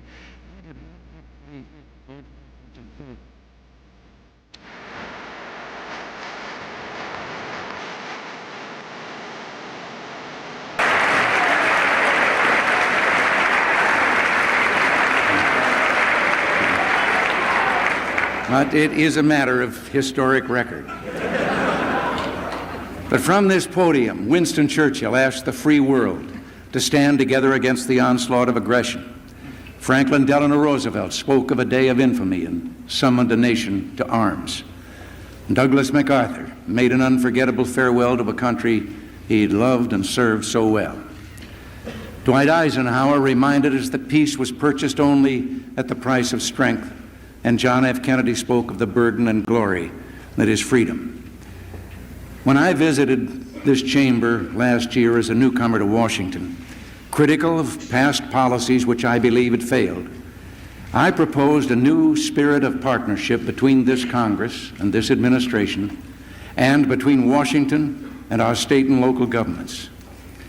In forging this new partnership for America, we could achieve the oldest hopes of our republic: prosperity for our nation, peace for the world, and the blessings of individual liberty for our children, and someday for all of humanity. It's my duty to report to you tonight on the progress that we have made in our relations with other nations, on the foundation we've carefully laid for our economic recovery, And finally, on a bold and spirited initiative that I believe can change the face of American government and make it again the servant of the people. Seldom have the stakes been higher for America. What we do and say here will make all the difference to auto workers in Detroit, lumberjacks in the Northwest, steel workers in Steubenville who are in the unemployment lines, to black teenagers in Newark and Chicago, to hard-pressed farmers and small businessmen, and to millions of everyday Americans who harbor the simple wish of a safe and financially secure future for their children. To understand the State of the Union, we must look not only at where we are and where we're going, but where we've been. The situation at this time last year was truly ominous. The last decade has seen a series of recessions. There was a recession in 1970, in 1974, and again in the spring of 1980. Each time, unemployment increased and inflation soon turned up again. We coined the word stagflation to describe this. Government's response to these recessions was to pump up the money supply and increase spending. In the last 6 months of 1980, as an example, the money supply increased at the fastest rate in post-war history, 13%. Inflation remained in double digits, and government spending increased at an annual rate of 17%. Interest rates reached a staggering 21.5%. There were 8 million unemployed. Late in 1981, we sank into the present recession, largely because continued high interest rates hurt the auto industry and construction, and there was a drop in productivity and the already high unemployment increased. This time, however, things are different. We have an economic program in place completely different from the artificial quick fixes of the past. It calls for a reduction of the rate of increase in government spending, and already that rate has been cut nearly in half. But reduced spending alone isn't enough. We've just implemented the first and smallest phase of a 3-year tax rate reduction designed to stimulate the economy and create jobs. Already, interest rates are down to 15.75%, but they must still go lower. Inflation is down from 12.4% to 8.9%, and for the month of December, it was running at an annualized rate of 5.2%. If we had not acted as we did, things would be far worse for all Americans than they are today.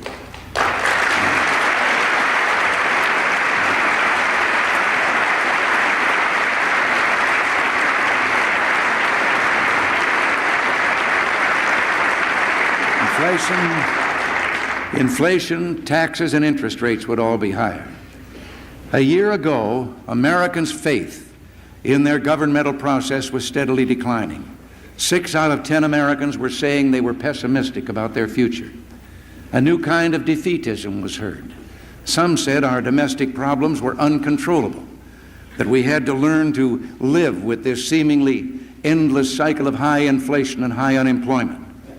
There were also pessimistic predictions about the relationship between our administration and this Congress. It was said we could never work together. Well, those predictions were wrong.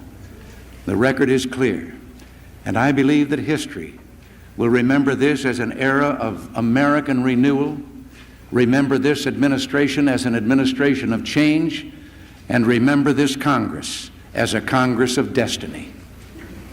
Together, we not only cut the increase in government spending nearly in half, we brought about the largest tax reductions and the most sweeping changes in our tax structure since the beginning of this century. And because we indexed future taxes to the rate of inflation, we took away government's built-in profit on inflation and its hidden incentive to grow larger at the expense of American workers. Together, after 50 years of taking power away from the hands of the people in their states and local communities, we have started returning power and resources to them. Together, we have cut the growth of new federal regulations nearly in half. In 1981, there were 23,000 fewer pages in the Federal Register which lists new regulations than there were in 1980.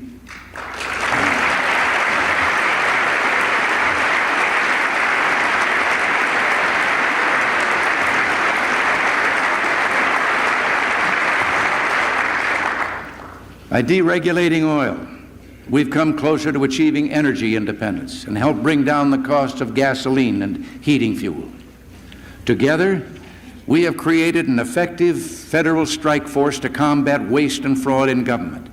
In just 6 months, it has saved the taxpayers more than $2 billion, and it's only getting started. Together, we've begun to mobilize the private sector, not to duplicate wasteful and discredited government programs, but to bring thousands of Americans into a volunteer effort to help solve many of America's social problems. Together, we've begun to restore that margin of military safety that ensures peace. Our country's uniform is being worn once again with pride.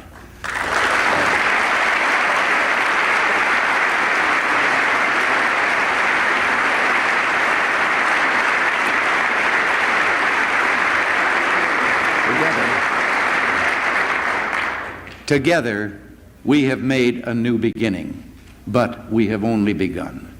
No one pretends that the way ahead will be easy. In my inaugural address last year, I warned that the ills we suffer have come upon us over several decades. They will not go away in days, weeks, or months, but they will go away because we as Americans have the capacity now, as we've had it in the past, to do whatever needs to be done to preserve this last and greatest bastion of freedom. When your 5G home internet just can't handle all your new devices, get Sparklight fast and reliable internet for $39.95 a month for a whole year and get 3 months free. Visit sparklight.com.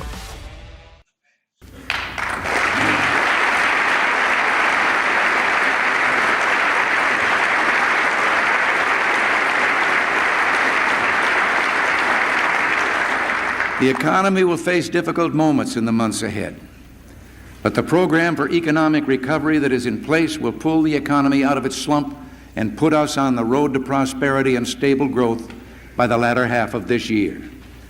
And that is why I can report to you tonight that in the near future, the State of the Union and the economy will be better, much better, if we summon the strength to continue on the course that we've charted. And so the question, if the fundamentals are in place, what now? Well, two things. First, we must understand what's happening at the moment to the economy. Our current problems are not the product of the recovery program that's only just now getting underway, as some would have you believe. They are the inheritance of decades of tax and spend and spend. Second, because our economic problems are deeply rooted and will not respond to quick political fixes, we must stick to our carefully integrated plan for recovery. And that plan is based on 4 common sense fundamentals: continued reduction of the growth in federal spending, preserving the individual and business tax reductions that will stimulate saving and investment, removing unnecessary federal regulations to spark productivity, and maintaining a healthy dollar and a stable monetary policy, the latter a responsibility of the Federal Reserve System. The only alternative being offered to this economic program is a return to the policies that gave us $1 trillion debt, runaway inflation, runaway interest rates, and unemployment. The doubters would have us turn back the clock with tax increases that would offset the personal tax rate reductions already passed by this Congress. Raise present taxes to cut future deficits, they tell us. Well, I don't believe we should buy that argument. There are too many imponderables for anyone to predict deficits or surpluses several years ahead with any degree of accuracy. The budget in place when I took office had been projected as balanced. It turned out to have one of the biggest deficits in history. Another example of the imponderables that can make deficit projections highly questionable: a change of only 1 percentage point in unemployment can alter a deficit up or down by some $25 billion. As it now stands, our forecasts, which we're required by law to make, will show major deficits starting at less than $100 billion and declining, but still too high. More important, we're making progress with the 3 keys to reducing deficits: economic growth, lower interest rates, and spending control.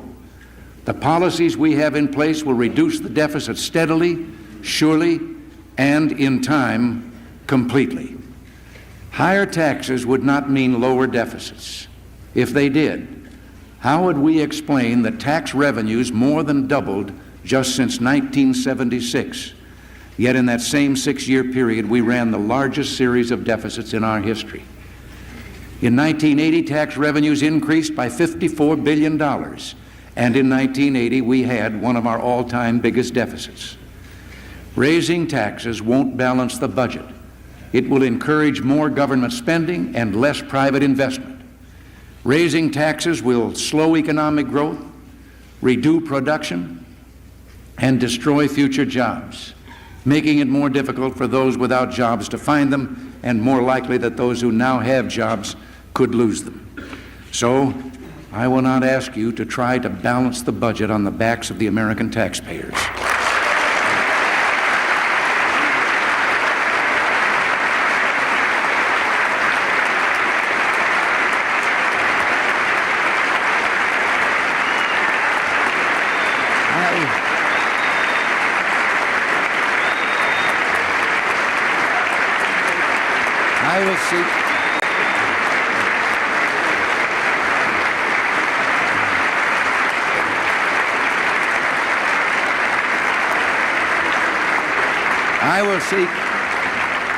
I will seek no tax increases this year, and I have no intention of retreating from our basic program of tax relief.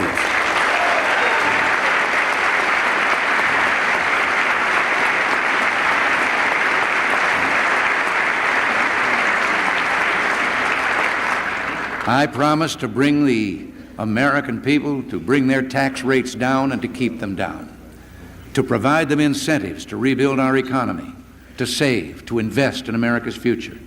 I will stand by my word. Tonight, I'm urging the American people, seize these new opportunities to produce, to save, to invest, and together we'll make this economy a mighty engine of freedom, hope, and prosperity again. Hey, we got this old mattress, waterbed, and the receipt. How about you beat it with a better deal on one of these fresh setups?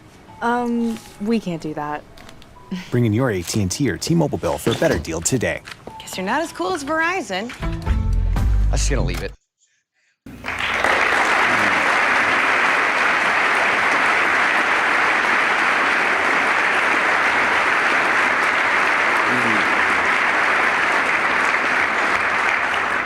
Now, the budget deficit this year will exceed our earlier expectations.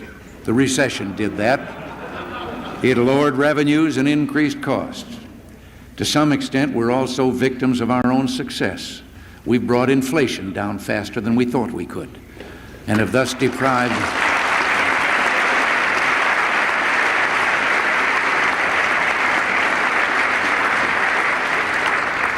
And in doing this, we've deprived government of those hidden revenues that occur when inflation pushes people into higher income tax brackets. And the continued high interest rates last year cost the government about $5 billion more than anticipated. We must cut out more non-essential government spending and root out more waste, and we will continue our efforts to reduce the number of employees in the federal workforce by 75,000. The budget plan I submit to you on February 8th will realize major savings by dismantling the Departments of Energy and Education and by eliminating ineffective subsidies for business. We will continue to redirect our resources to our two highest budget priorities: a strong national defense to keep America free and at peace, and a reliable safety net of social programs for those who have contributed and those who are in need. Contrary to some of the wild charges you may have heard, this administration has not and will not turn its back on America's elderly or America's poor.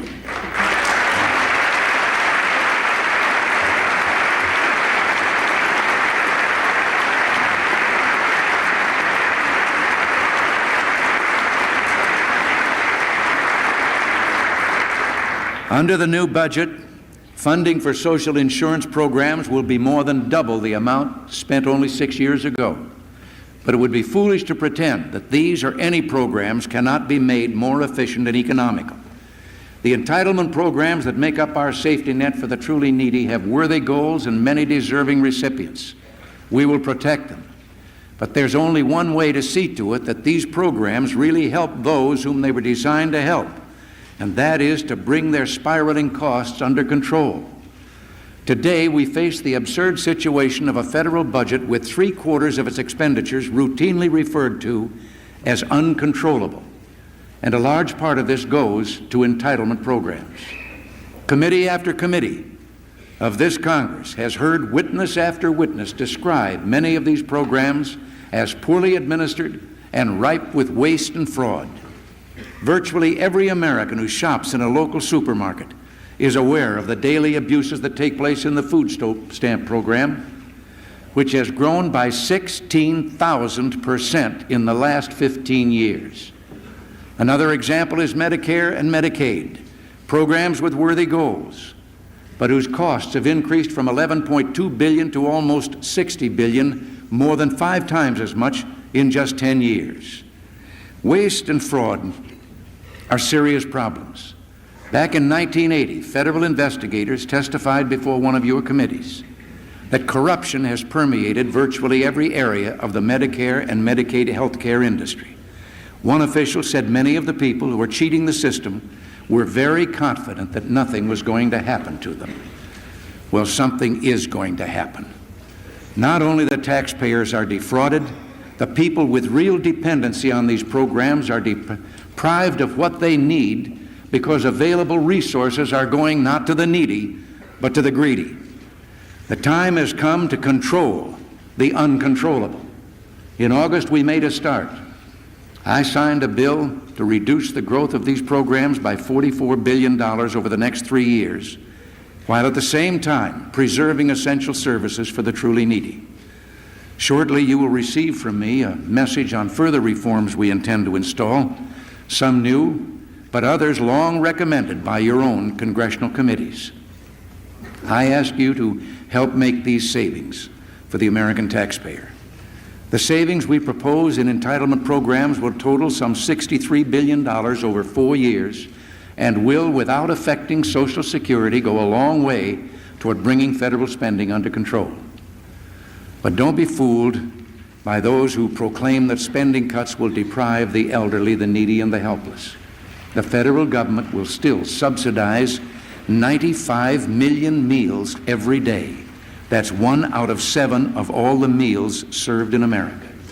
Head Start, senior nutrition programs, and child welfare programs will not be cut from the levels we proposed last year. More than $500 million has been proposed for minority business assistance, and researchers at the National Institute of Health will be increased by over $100 million. While meeting all these needs, we intend to plug unwarranted tax loopholes and strengthen the law which requires all large corporations to pay a minimum tax. A major undertaking must be a program just as bold, just as innovative to make government again accountable to the people, to make our system of federalism work again. Our citizens feel they've lost control of even the most basic decisions made about the essential services of government, such as schools, welfare, roads, and even garbage collection. And they're right. A maze of interlocking jurisdictions and levels of government confronts average citizens in trying to solve even the simplest of problems. They don't know where to turn for answers, who to hold accountable, who to praise, who to blame, who to vote for or against. The main reason for this is the overpowering growth of federal grants and aid programs during the past few decades. In 1960, the federal government had 132 categorical grant programs costing $7 billion. When I took office, there were approximately 500 costing nearly $100 billion. 13 programs for energy, 36 for pollution control, 66 for social services, 90 for education. And here in the Congress, it takes at least 166 committees just to try to keep track of them. You know and I know that neither the President nor the Congress can properly oversee this jungle of grants in aid. Indeed, the growth of these grants has led to the distortion in the vital functions of government. As one Democratic governor put it recently, the national government should be worrying about arms control, not potholes. My wife and I went to Slumberland in search of the perfect mattress, and it did not go the way that I thought it was going to go.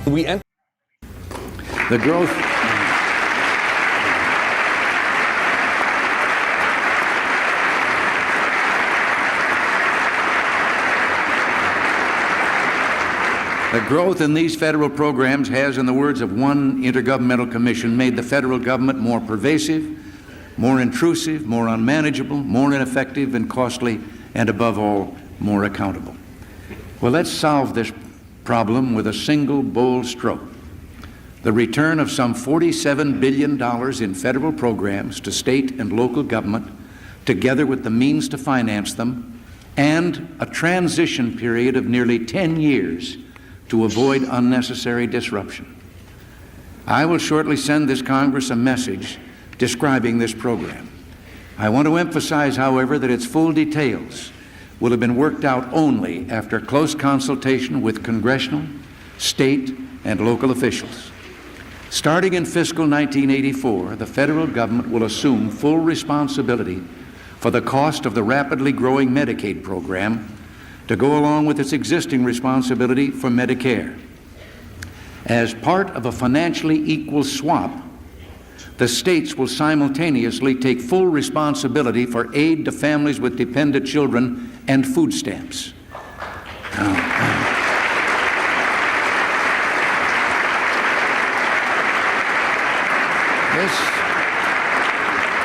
This will make welfare less costly and more responsive to genuine need because it will be designed and administered closer to the grassroots and the people it serves. In 1984, the federal government will apply the full proceeds from certain excise taxes to a grassroots trust fund that will belong in fair shares to the 50 states. The total amount flowing into this fund will be $28 billion a year. Over the next 4 years, the states can use this money in either of two ways. If they want to continue receiving federal grants in such areas as transportation, education, and social services, they can use their trust fund money to pay for the grants, or to the extent they choose to forego the federal grant programs, they can use their trust fund money on their own for those or other purposes. There will be a mandatory pass-through of part of these funds to local governments. By 1988, the states will be in complete control of over 40 federal grant programs. The trust fund will start to phase out, eventually to disappear, and the excise taxes will be turned over to the states. They can then preserve, lower, or raise taxes on their own and fund and manage these programs as they see fit. In a single stroke, we will be accomplishing a realignment that will end cumbersome administration and spiraling costs at the federal level, while we ensure these programs will be more responsive to both the people they're meant to help and the people who pay for them. Hand in hand with this program, to strengthen the discretion and flexibility of state and local governments, we're proposing legislation for an experimental effort to improve and develop our depressed urban areas in the 1980s and 90s. This legislation will permit states and localities to apply to the federal government for designation as urban enterprise zones. A broad range of special economic incentives in the zones will help attract new business, new jobs, new opportunity to America's inner cities and rural towns. Some will say our mission is to save free enterprise. Well, I say we must free enterprise so that together we can save America.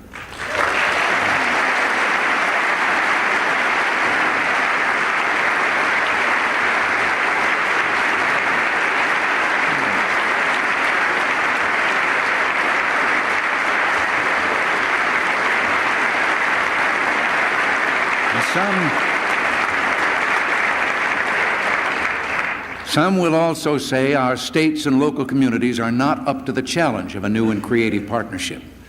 Well, that might have been true 20 years ago, before reforms like reapportionment and the Voting Rights Act, the 10-year extension of which I strongly support. It's no longer true today. This administration has faith in state and local governments and the constitutional balance envisioned by the Founding Fathers. We also believe in the integrity, decency, and sound good sense of grassroots Americans. Our faith in the American people is reflected in another major endeavor. Our private sector initiatives task force is seeking out successful community models of school, church, business, union, foundation, and civic programs that help community needs. Such groups are almost invariably far more efficient than government in running social programs. We're not asking them to replace discarded and often discredited government programs dollar for dollar, service for service. We just want to help them perform the good works they choose and help others to profit by their example. 385,000 corporations and private organizations are already working on social programs ranging from drug rehabilitation to job training, and 1,000 more Americans have written us asking how they can help. The volunteer spirit is still alive and well in America.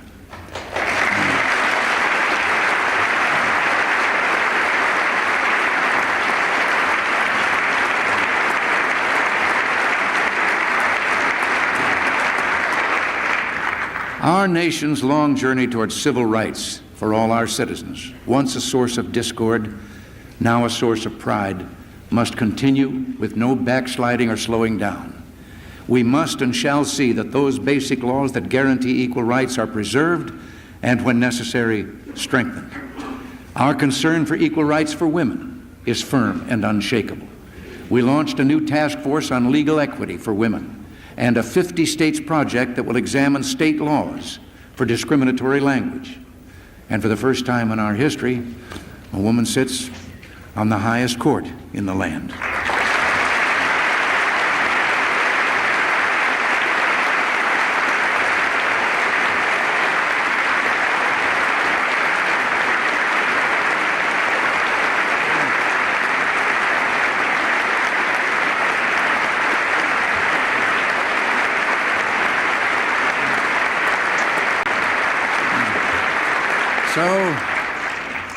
So too, the problem of crime, one as real and deadly serious as any in America today. It demands that we seek transformation of our legal system, which overly protects the rights of criminals while it leaves society and the innocent victims of crime without justice.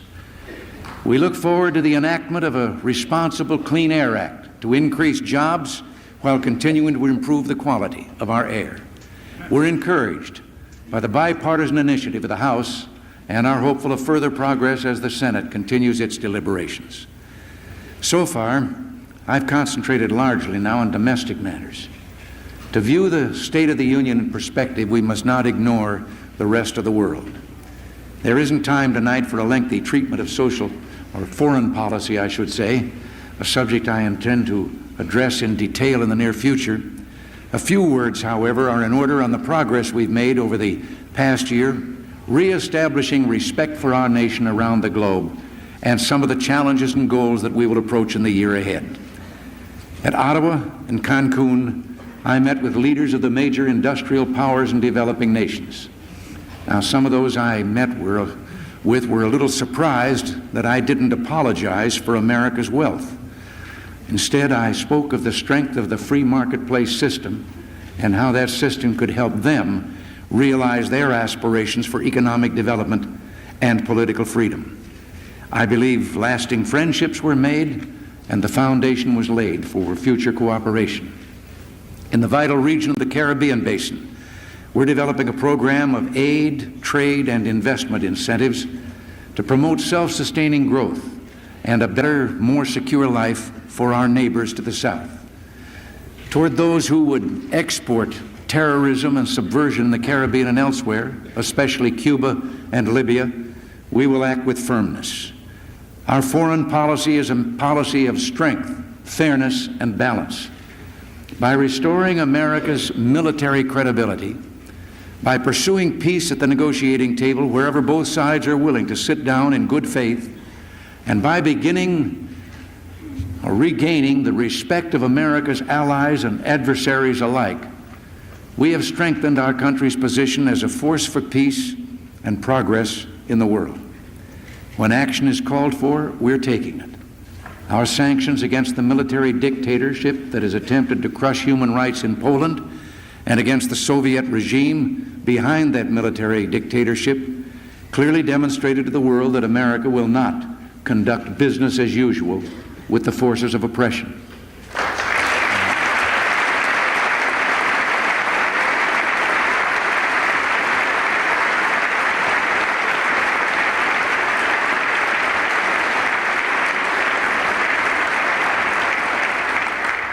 If the events in Poland continue to deteriorate, further measures will follow.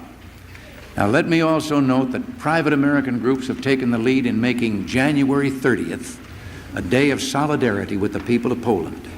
So, too, the European Parliament has called for March 21st to be an International Day of support for Afghanistan. Well, I urge all peace-loving peoples to join together on those days, to raise their voices, to speak and pray for freedom. Meanwhile, we're working for reduction of arms and military activities, as I announced in my address to the nation last November 18th. We have proposed to the Soviet Union a far-reaching agenda for mutual reduction of military forces, and have already initiated negotiations with them in Geneva on intermediate-range nuclear forces. In those talks, it is essential that we negotiate from a position of strength. There must be a real incentive for the Soviets to take these talks seriously. This requires that we rebuild our defenses. In the last decade, while we sought the moderation of Soviet power through a process of restraint and accommodation, the Soviets engaged in an unrelenting buildup of their military forces. The protection of our national security has required that we undertake a substantial program to enhance our military forces. We have not neglected to strengthen our traditional alliances in Europe and Asia, or to develop key relationships with our partners in the Middle East and other countries. Building a more peaceful world requires a sound strategy and the national resolve to back it up. When radical forces threaten our friends, when economic misfortune creates conditions of instability, when strategically vital parts of the world fall under the shadow of Soviet power, our response can make the difference between peaceful change or disorder and violence. That's why we've laid such stress not only on our own defense, but on our vital foreign assistance program. Your recent passage of the Foreign Assistance Act sent a signal to the world that America will not shrink from making the investments necessary for both peace and security. Our foreign policy must be rooted in realism, not naivete or self-delusion. A recognition of what the Soviet Empire is about is the starting point. Winston Churchill, in negotiating with the Soviets, observed that they respect only strength and resolve in their dealings with other nations. That's why we've moved to reconstruct our national defenses. We intend to keep the peace. We will also keep our freedom.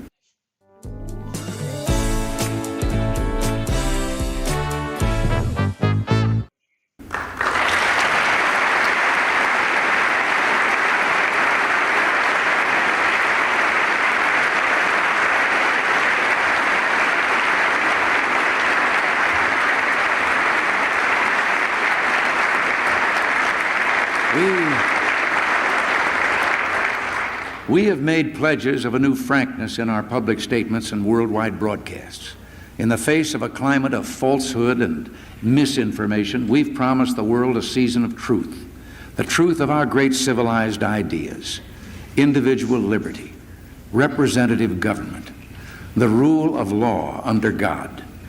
We've never needed walls or minefields or barbed wire to keep our people in, nor do we declare martial law to keep our people from voting for the kind of government they want. Yes, we have our problems. Yes, we're in a time of recession. And it's true there's no quick fix, as I said, to instantly end the tragic pain of unemployment. But we will end it. The process has already begun, and we'll see its effect as the year goes on. We speak with pride and admiration of that little band of Americans who overcame insuperable odds to set this nation on course 200 years ago. But our glory didn't end with them. Americans ever since have emulated their deeds. We don't have to turn to our history books for heroes. They're all around us. One who sits among you here tonight epitomized that heroism at the end of the longest imprisonment ever inflicted on men of our armed forces. Who will ever forget that night when we waited for television to bring us the scene of that first plane landing at Clark Field in the Philippines, bringing our POWs home? The plane door opened, and Jeremiah Denton came slowly down the ramp. He caught sight of our flag, saluted it, said, "God bless America," and then thanked us for bringing him home.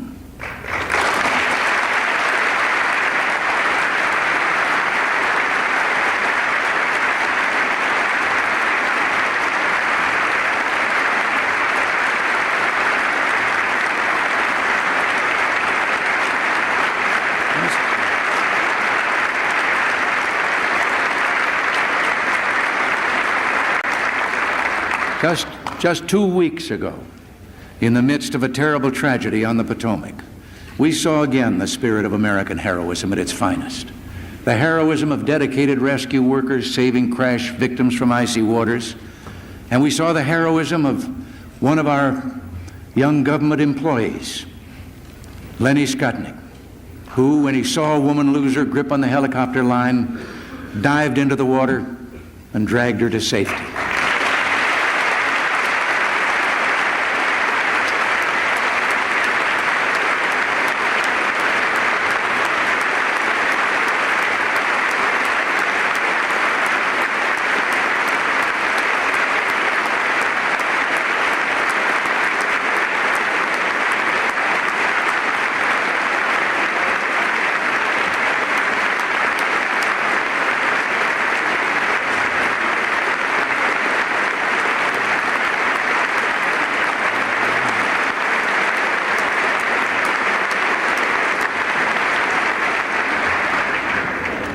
And then there are countless quiet, everyday heroes of American life. Parents who sacrifice long and hard so their children will know a better life than they've known. Church and civic volunteers who help to feed, clothe, nurse, and teach the needy. Millions who have made our nation and our nation's destiny so very special. Unsung heroes who may not have realized their own dreams themselves, but then who reinvest those dreams in their children. Don't let anyone tell you that America's best days are behind her, that the American spirit has been vanquished. We've seen it triumph too often in our lives to stop believing in it now.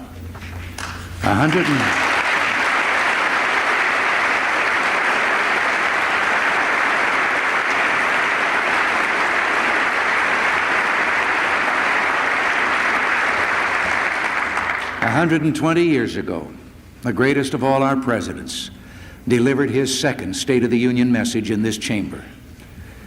We cannot escape history, Abraham Lincoln warned. We of this Congress and this administration will be remembered in spite of ourselves. The trial through which we pass will light us down in honor or dishonor to the latest generation. Well, that president and that Congress did not fail the American people. Together they weathered the storm and preserved the Union. Let it be said of us that we too did not fail, that we too worked together to bring America through difficult times. Let us so conduct ourselves that 2 centuries from now, another Congress and another president meeting in this chamber as we're meeting will speak of us with pride, saying that we met the test and preserved for them in their day the sacred flame of liberty, this last best hope of man on earth. God bless you and thank you.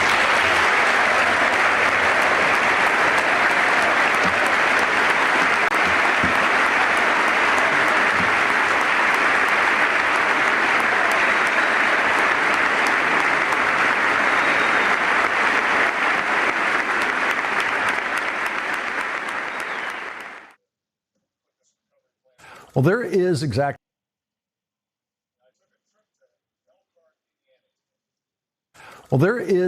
one.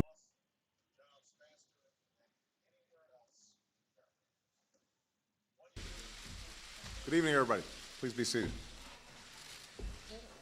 Before I take your questions tonight, I'd like to speak briefly about the state of our economy and why I believe we need to put this recovery plan in motion as soon as possible. I took a trip to Elkhart, Indiana today. Elkhart's a place that has lost jobs faster than anywhere else in America. In 1 year, the unemployment rate went from 4.7% to 15.3%. Companies that have sustained this community for years are shedding jobs at an alarming speed. And the people who've lost them have no idea what to do or who to turn to. They can't pay their bills, and they've stopped spending money. And because they've stopped spending money, more businesses have been forced to lay off more workers. In fact, local TV stations have started running public service announcements that tell people where to find food banks, even as the food banks don't have enough to meet the demand. As we speak, similar scenes are playing out in cities and towns across America. Last Monday, more than 1,000 men and women stood in line for 35 firefighter jobs in Miami. Last month, our economy lost 598,000 jobs, which is nearly the equivalent of losing every single job in the state of Maine. And if there's anyone out there who still doesn't believe this constitutes a full-blown crisis, I suggest speaking to one of the millions of Americans whose lives have been turned upside down because they don't know where their next paycheck is coming from. And that is why the single most important part of this economic recovery and reinvestment plan is the fact that it will save or create up to 4 million jobs, because that's what America needs most right now. It is absolutely true that we can't depend on government alone to create jobs or economic growth. That is and must be the role of the private sector. But at this particular moment, with the private sector so weakened by this recession, the federal government is the only entity left with the resources to jolt our economy back into life. It is only government that can break the vicious cycle where lost jobs lead to people spending less money, which leads to even more layoffs. And breaking that cycle is exactly what the plan that's moving through Congress is designed to do. When passed, this plan will ensure that Americans who've lost their jobs through no fault of their own can receive greater unemployment benefits and continue their health care coverage. We'll also provide a $2,500 tax credit to folks who are struggling to pay the costs of their college tuition, and $1,000 worth of badly needed tax relief to working and middle-class families. These steps will put more money in the pockets of those Americans who are most likely to spend it, and that will help break the cycle and get our economy moving. But as we've learned very clearly and conclusively over the last 8 years, tax cuts alone can't solve all of our economic problems, especially tax cuts that are targeted to the wealthiest few Americans. We have tried that strategy time and time again, and it's only helped lead us to the crisis we face right now. And that's why we have come together around a plan that combines hundreds of billions in tax cuts for the middle class with direct investment in areas like healthcare, energy, education, and infrastructure. Investments that will save jobs, create new jobs and new businesses, and help our economy grow again, now and in the future. More than 90% of the jobs created by this plan will be in the private sector. They're not going to be make-work jobs, but jobs doing the work that America desperately needs done. Jobs rebuilding our crumbling roads and bridges, repairing our dangerously deficient dams and levees so that we don't face another Katrina. There'll be jobs building the wind turbines and solar panels and fuel-efficient cars that will lower our dependence on foreign oil, and modernizing our costly healthcare system that will save us billions of dollars and countless lives. There'll be jobs creating 21st century classrooms, libraries, and labs for millions of children across America. And there'll be the jobs of firefighters and teachers and police officers that would otherwise be eliminated if we do not provide states with some relief. Now, after many weeks of debate and discussion, the plan that ultimately emerges from Congress must be big enough and bold enough to meet the size of the economic challenges that we face right now. It's a plan that is already supported by businesses representing almost every industry in America, by both the Chamber of Commerce and the AFL-CIO. It contains input, ideas, and compromises from both Democrats and Republicans. It also contains an unprecedented level of transparency and accountability, so that every American will be able to go online and see where and how we're spending every dime. What it does not contain, however, is a single pet project, not a single earmark, and it has been stripped of the projects members of both parties found most objectionable.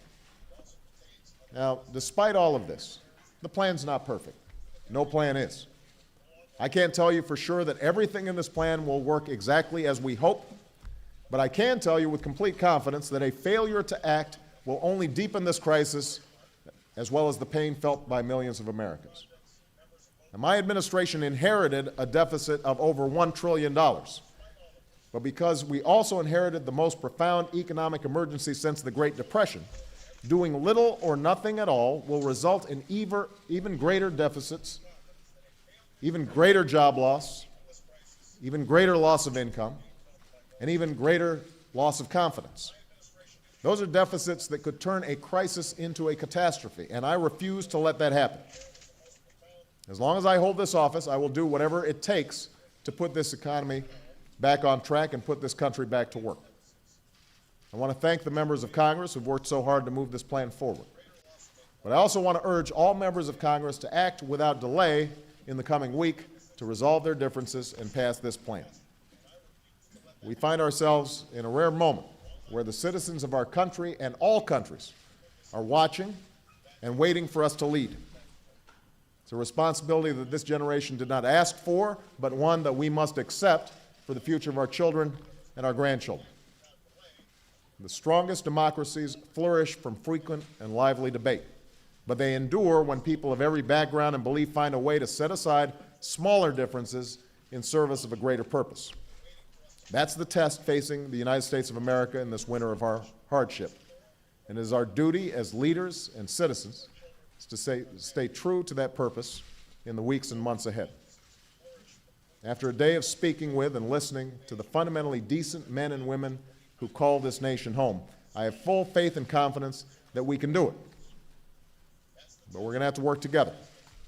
And that's what I intend to promote in the weeks and days ahead. With that, I'll take some of your questions. And let me go to Jennifer Levin at AP. There you go. Earlier today in Indiana, you said something striking. You said that this nation could end up in a crisis without action that we would be unable to reverse. Can you talk about what you know or what you're hearing that would lead you to say that our recession might be permanent when others in our history have not? And do you think that you risk losing some credibility or even talking down the economy by using dire language like that? No. I think that what I've said is what other economists have said across the political spectrum, which is that if you delay acting on an economy of this severity, then you potentially create a negative spiral that becomes much more difficult for us to get out of. We saw this happen in Japan in the 1990s, where they did not act boldly and swiftly enough, and as a consequence, they suffered what was called the lost decade, where essentially for the entire 90s they did not see any significant economic growth. So what I'm trying to underscore is what the people in Elkhart already understand, that this is not your ordinary run-of-the-mill recession. We are going through the worst economic crisis since the Great Depression. We've lost now 3.6 million jobs, but what's perhaps even more disturbing is that almost half of that job loss has taken place over the last 3 months, which means that the problems are accelerating instead of getting better. Now, what I said in Elkhart today is what I repeat this evening, which is I'm absolutely confident that we can solve this problem. But it's going to require us to take some significant, important steps. Step number one, we have to pass an economic recovery and reinvestment plan. And we've made progress. There was a vote this evening that moved the process forward in the Senate. We already have a House bill that's passed. I'm hoping over the next several days that the House and the Senate can reconcile their differences and get that bill on my desk. There have been criticisms from a bunch of different directions about this bill, so let me just address a few of them. Some of the criticisms really are with the basic idea that government should intervene at all in this moment of crisis. I mean, you have some people, very sincere, who philosophically just think that government has no business interfering in the marketplace. And in fact, there are several who've suggested that FDR was wrong to intervene back in the New Deal. They're fighting battles that I thought were resolved a pretty long time ago. Most economists, almost unanimously, recognize that even if philosophically you're wary of government intervening in the economy, when you have the kind of problem we have right now, what started on Wall Street goes to Main Street, suddenly businesses can't get credit, they start paring back their investment, they start laying off workers, workers start pulling back in terms of spending, that when you have that situation, that government is an important element of introducing some additional demand into the economy. We stand to lose about $1 trillion worth of demand this year and another trillion next year. And what that means is you've got this gaping hole in the economy. That's why the figure that we initially came up with of approximately $800 billion was put forward. That wasn't just some random number that I plucked out of a hat. That was Republican and Democratic, conservative and liberal economists that I spoke to who indicated that given the magnitude of the crisis and the fact that it's happening worldwide, it's important for us to have a bill of sufficient size and scope that we can save or create 4 million jobs. That still means that you're going to have some net job loss, but at least we can start slowing the trend and moving it in the right direction. Now, the recovery and reinvestment package is not the only thing we have to do. It's one leg of the stool. We are still going to have to make sure that we are attracting private capital, get the credit markets flowing again, because that's the lifeblood of the economy. And so tomorrow, my Treasury Secretary, Tim Geithner, will be announcing some very clear and specific plans for how we are going to start loosening up credit once again. And that means having some transparency and oversight in the system. It means that we correct some of the mistakes with TARP that were made earlier, the lack of consistency, the lack of clarity in terms of how the program was going to move forward. It means that we condition taxpayer dollars that are being provided to banks on them showing some restraint when it comes to executive compensation, not using the money to charter corporate jets when they're not necessary. It means that we focus on housing and how are we going to help homeowners that are suffering foreclosure or homeowners who are still making their mortgage payments but are seeing their property values decline. So there are going to be a whole range of approaches that we have to take for dealing with the economy. My bottom line is to make sure that we are saving or creating 4 million jobs. We are making sure that the financial system is working again, that homeowners are getting some relief. And I'm happy to get good ideas from across the political spectrum, from Democrats and Republicans. What I won't do is return to the failed theories of the last 8 years that got us into this fix in the first place, because those theories have been tested, and they have failed, and that's part of what the election in November was all about. Okay? Karen Bowen of Reuters. Thank you, Mr. President. I'd like to shift gears to foreign policy. What is your strategy for engaging Iran, and when will you start to implement it? Will your timetable be affected at all by the Iranian elections? And are you getting any indications that Iran is interested in a dialogue with the United States? I said during the campaign that Iran is a country that has extraordinary people, extraordinary history and traditions, but that its actions over many years now have been unhelpful when it comes to promoting peace and prosperity both in the region and around the world. That their attacks or their financing of terrorist organizations like Hezbollah and Hamas, the bellicose language that they've used towards Israel, their development of a nuclear weapon or their pursuit of a nuclear weapon, that all those things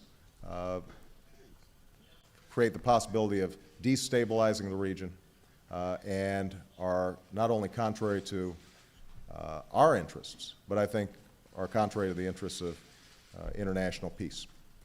What I've also said is that we should take an approach with Iran that employs all of the resources at the United States' disposal, and that includes diplomacy. And so my national security team is currently reviewing our existing Iran policy, looking at areas where we can have constructive dialogue, where we can directly engage with them.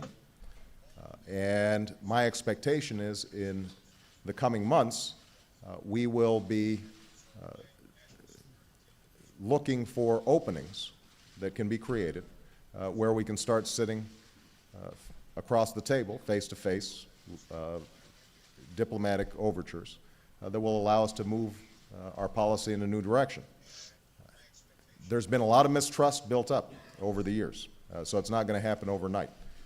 And it's important that even as we engage in this direct diplomacy, we are very clear about certain deep concerns that we have as a country, that Iran understands that we find the funding of terrorist organizations unacceptable, that we're clear about the fact that a nuclear Iran could set off a nuclear arms race in the region that would be profoundly destabilizing.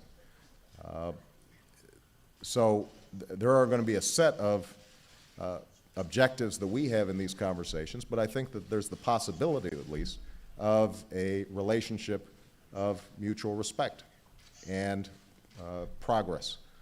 And I think that if you look at how we've approached the Middle East, my designation of George Mitchell as a special envoy to help deal with the Arab-Israeli situation, some of the interviews that I've given, it indicates the degree to which we want to do things differently in the region. Now it's time for Iran to send some signals that it wants to act differently as well, and recognize that even as it has some rights as a member of the international community, with those rights come responsibilities. Okay. Chip Reed. Thank you, Mr. President. You have often said that bipartisanship is extraordinarily important overall and in this stimulus package. But now when we ask your advisors about the lack of bipartisanship so far, 0 votes in the House, 3 in the Senate, they say, well, it's not the number of votes that matters, it's the number of jobs that will be created. Is that a sign that you are moving away, your White House is moving away from this emphasis on bipartisanship? And what went wrong? Did you underestimate how hard it would be to change the way Washington works? Well, I don't think I underestimated it. I don't think the American people underestimated it. They understand that there have been a lot of bad habits built up here in Washington, and it's going to take time to break down some of those bad habits. When I made a series of overtures to the Republicans, going over to meet with both Republican caucuses, putting 3 Republicans in my cabinet, something that is unprecedented, making sure that they were invited here to the White House to talk about the economic recovery plan. All those were not designed simply to get some short-term votes. They were designed to try to build up some trust over time. And I think that as I continue to make these overtures over time, hopefully that will be reciprocated. But understand the bottom line that I've got right now, which is what's happening to the people of Elkhart and what's happening across the country. I can't afford to see Congress play the usual political games. What we have to do right now is deliver for the American people. So my bottom line when it comes to the recovery package is send me a bill that creates or saves 4 million jobs. Because everybody has to be possessed with a sense of urgency about putting people back to work, making sure that folks are staying in their homes, that they can send their kids to college. That doesn't negate the continuing efforts that I'm going to make to listen and engage with my Republican colleagues, and hopefully the tone that I've taken, which has been consistently civil and respectful, will pay some dividends over the long term. There are going to be areas where we disagree, and there are going to be areas where we agree. As I said, the one concern I've got on the stimulus package in terms of the debate and listening to some of what's been said in Congress is that there seems to be a set of folks who, I don't doubt their sincerity, who just believe that we should do nothing. Now, if that's their opening position or their closing position in negotiations, then we're probably not going to make much progress, because I don't think that's economically sound, and I don't think that's what the American people expect, is for us to stand by and do nothing. There are others who recognize that we've got to do a significant recovery package, but they're concerned about the mix of what's in there.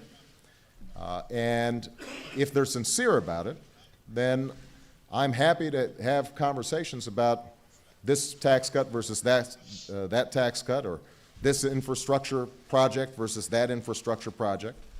But what I've been concerned about is some of the language that's been used suggesting that this is full of pork and this is wasteful government spending, so on and so forth. First of all, when I hear that from folks who presided over a doubling of the national debt, then I just want them to not engage in some revisionist history. I inherited the deficit that we have right now and the economic crisis that we have right now. Number two is that although there are some programs in there that I think are good policy, some of them aren't job creators. I think it's perfectly legitimate to say that those programs should be out of this particular recovery package and we can deal with them later. But when they start characterizing this as pork without acknowledging that there are no earmarks in this package, something, again, that was pretty rare over the last 8 years, then you get a feeling that maybe we're playing politics instead of actually trying to solve problems for the American people. So I'm going to keep on engaging. I hope that as we get the Senate and the House bills together, that everybody is willing to give a little bit. I suspect that the package that emerges is not going to be 100% of what I want, but my bottom line is, are we creating 4 million jobs, and are we laying the foundation for long-term economic growth? This is another concern that I've had in some of the arguments that I'm hearing. When people suggest that what a waste of money to make federal buildings more energy efficient. Why would that be a waste of money? We're creating jobs immediately by retrofitting these buildings or weatherizing 2 million Americans' homes, as was called for in the package. So that right there creates economic stimulus. And we are saving taxpayers, when it comes to federal buildings, potentially $2 billion. In the case of homeowners, they will see more money in their pockets, and we're reducing our dependence on foreign oil in the Middle East. Why wouldn't we want to make that kind of investment? Now, maybe philosophically you just don't think that the federal government should be involved in energy policy. I happen to disagree with that. I think that's the reason why we find ourselves importing more foreign oil now than we did back in the early 70s when OPEC first formed. And we can have a respectful debate about whether or not we should be involved in energy policy making. But don't suggest that somehow that's wasteful spending. That's exactly what this country needs. The same applies when it comes to information technologies and healthcare. We know that healthcare is crippling businesses and making us less competitive, as well as breaking the banks of families all across America. And part of the reason is we've got the most inefficient healthcare system imaginable. We're still using paper. We're still filing things in triplicate. Nurses can't read the prescriptions that doctors have written out. Why wouldn't we want to put that on an electronic medical record that will reduce error rates, reduce our long-term costs of healthcare, and create jobs right now? Education, yet another example. The suggestion is, why should the federal government be involved in school construction? Well, I visited a school down in South Carolina that was built in the 1850s. Kids are still learning in that school as best they can. When the railroad, it's right next to a railroad, and when the train runs by, the whole building shakes and the teacher has to stop teaching for a while. The auditorium is completely broken down, they can't use it. So why wouldn't we want to build state-of-the-art schools with science labs that are teaching our kids the skills they need for the 21st century, that will enhance our economy and, by the way, right now, will create jobs? So, we can differ on some of the particulars, but again, the question I think the American people are asking is, do you just want government to do nothing, or do you want it to do something? If you want it to do something, then we can have a conversation. But doing nothing, that's not an option from my perspective. All right, Chuck Todd. Where's Chuck? Thank you, Mr. President. In your opening remarks, you talked about that if your plan works the way you want it to work, it's going to increase consumer spending. But isn't consumer spending or overspending how we got into this mess? And if people get money back into their pockets, do you not want them saving it or paying down debt first before they start spending money into the economy? Well, first of all, I don't think it's accurate to say that consumer spending got us into this mess. What got us into this mess initially were banks taking exorbitant, wild risks with other people's monies based on shaky assets.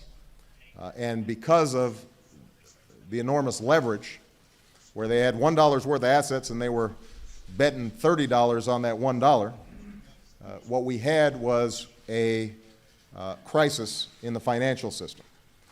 That led to a contraction of credit, which in turn meant businesses couldn't make payroll or make inventories, which meant that everybody became uncertain about the future of the economy, so people started making decisions accordingly, reducing investment, initiating layoffs, which in turn made things worse. Now, you are making a legitimate point, Chuck, about the fact that our savings rate has declined and this economy has been driven by consumer spending for a very long time. And that's not going to be sustainable.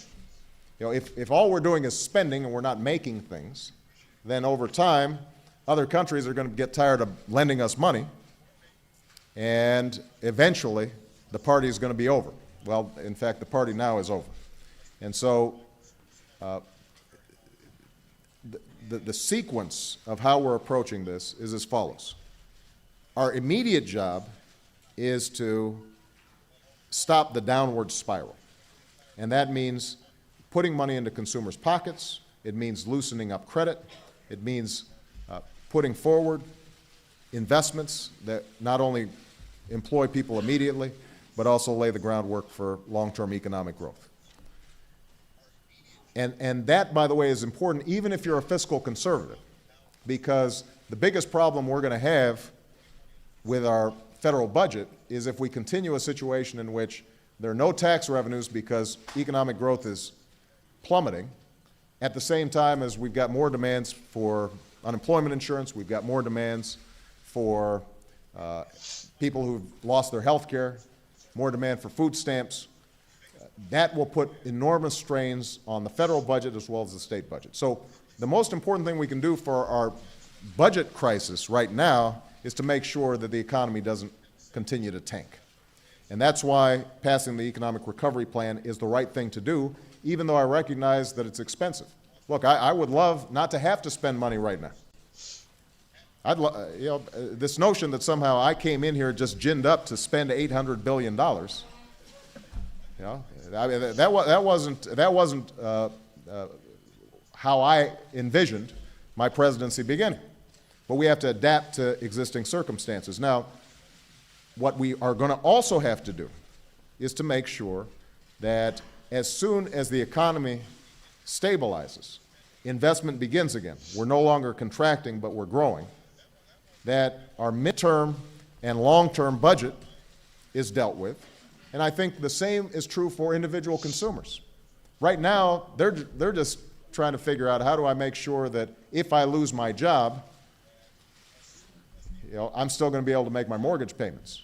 Or they're worried about, how am I going to pay next month's bills? So they're not engaging in a lot of long-term financial planning.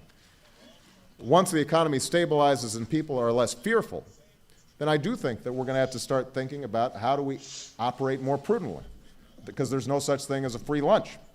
So if you want to buy a house, then putting zero down and buying a house that is probably not affordable for you in case something goes wrong, that's something that has to be reconsidered.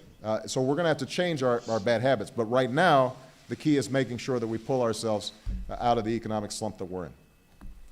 All right, Juliana Goldman, Bloomberg. Thank you, Mr. President.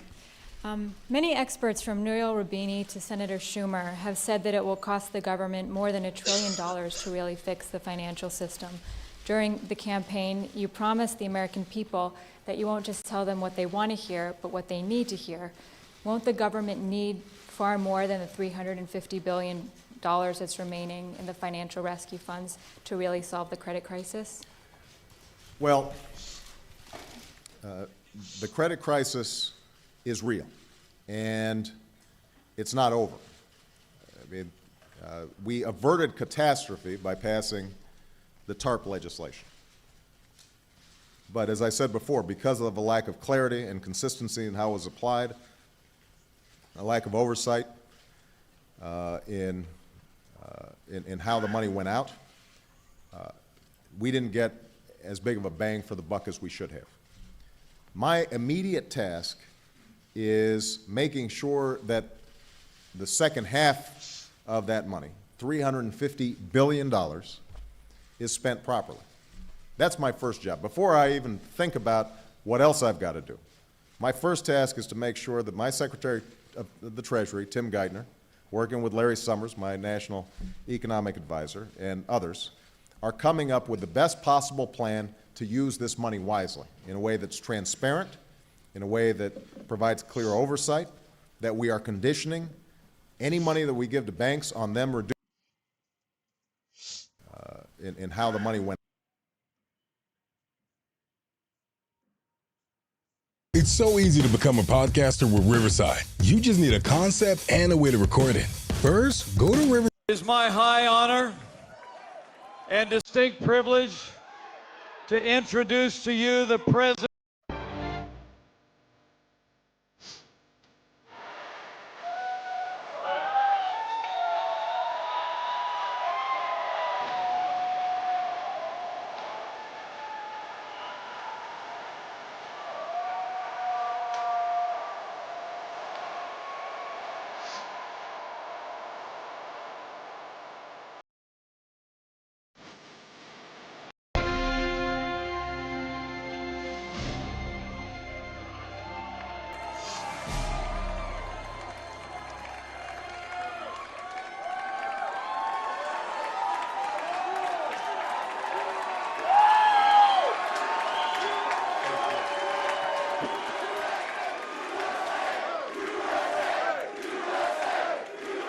Thank you.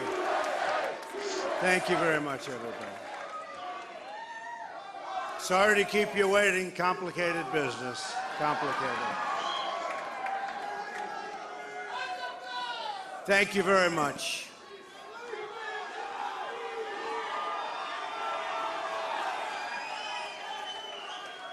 I've just received a call from Secretary Clinton.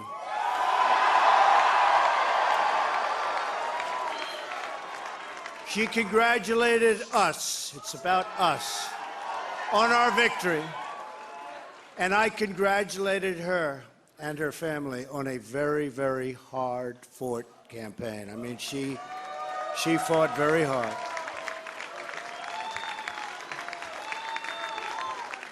Hillary has worked very long and very hard over a long period of time, and we owe her a major debt of gratitude for her service to our country. I mean that very sincerely. Now it's time for America to bind the wounds of division. Have to get together. To all Republicans and Democrats and independents across this nation, I say it is time for us to come together as one united people. It's time. I pledge to every citizen of our land that I will be president for all Americans, and this is so important to me.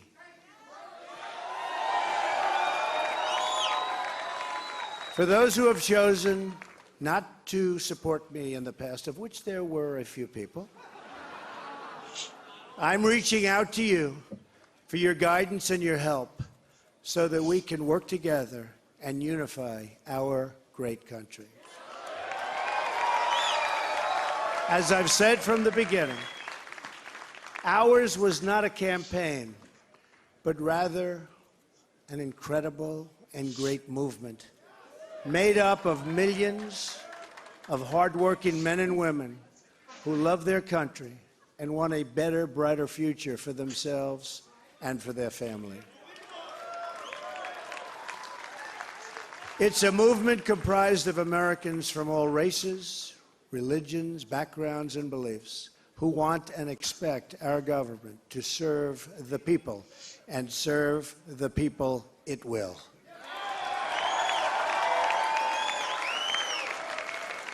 Working together, we will begin the urgent task of rebuilding our nation and renewing the American dream. I've spent my entire life in business looking at the untapped potential in projects and in people all over the world. That is now what I want to do for our country. Tremendous potential. I've gotten to know our country so well. Tremendous potential. It's going to be a beautiful thing. Every single American will have the opportunity to realize his or her fullest potential. The forgotten men and women of our country will be forgotten no longer.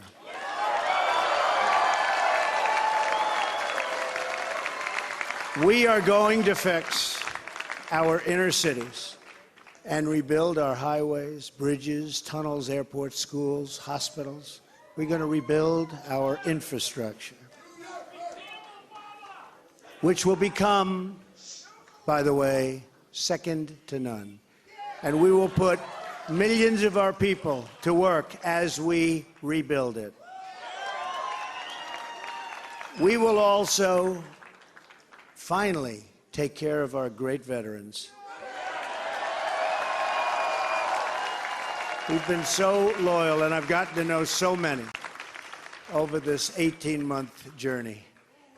The time I've spent with them during this campaign has been among my greatest honors. Our veterans are incredible people. We will embark upon a project of national growth and renewal. I will harness the creative talents of our people, and we will call upon the best and brightest to leverage their tremendous talent for the benefit of all. It's going to happen. We have a great economic plan. We will double our growth and have the strongest economy anywhere in the world. At the same time, we will get along with all other nations willing to get along with us. We will be. We'll have great relationships. We expect to have great, great relationships. No dream is too big, no challenge is too great. Nothing we want for our future is beyond our reach. America will no longer settle for anything less than the best.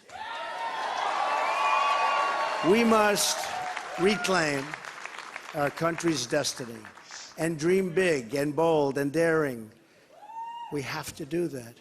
We're going to dream of things for our country, and beautiful things, and successful things once again. I want to tell the world community that while we will always put America's interests first, we will deal fairly with everyone, all people and all other nations.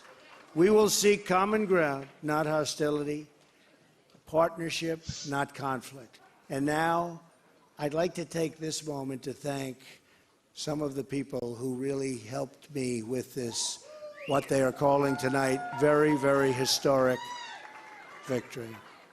First, I want to thank my parents, who I know are looking down on me right now. Great people. I've learned so much from them. They were wonderful in every regard. I had truly great parents. I also want to thank my sisters, Marianne and Elizabeth, who are here with us tonight. And where are they? They're here someplace. They're very shy, actually. And my brother Robert, my great friend. Where is Robert? Where is Robert? My brother Robert. And they should all be on this stage, but that's okay.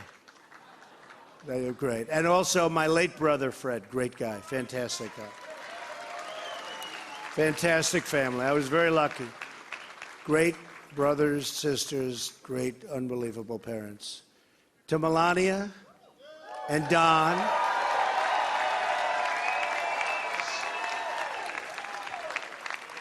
and Ivanka, and Eric, and Tiffany, and Barron. I love you and I thank you, and especially for putting up with all of those hours. This was tough. This was tough. This political stuff is nasty and it's tough. So I want to thank my family very much. Really fantastic. Thank you all. Thank you all. And Lara, unbelievable job. Unbelievable. Vanessa, thank you. Thank you very much. What a great group. You've all given me such incredible support, and I will tell you that we have a large group of people. You know, they kept saying we have a small staff. Not so small. Look at all the people that we have. Look at all of these people. And Kellyanne, and Chris, and Rudy, and Steve, and David. We have got tremendously talented people up here, and I want to tell you, it's been very, very special. I want to give a very special thanks to our former mayor, Rudy Giuliani. Unbelievable. Unbelievable. He traveled with us and he went through meetings. And see that, Rudy? Never changes. Where's Rudy? Where is he? Rudy. Governor. All right, gang. Thank y'all for hanging out with me today. Sorry about the lagging and things like that. Y'all see it's pinned right there at the bottom. Your boys at the truck stop. We got the truck stop Wi-Fi happening right now. So we on that 34-hour break, but I'm about to go get some rest, man. So make sure you guys subscribe to the channel. Hit the like button, man. Much love to everybody who already subscribed to the channel. I appreciate each and every one of you on this road to 2,000 subscribers right now. And so we're going to be putting together some more stuff later on, videos and stuff like that. Just the Wi-Fi is so terrible, I couldn't even really commentate. Like I couldn't really give commentary to like the videos today. So thank you guys for tuning in, man. You guys have a great Friday. Happy Friday. Take care of yourselves, man, and God bless everybody. Thank you.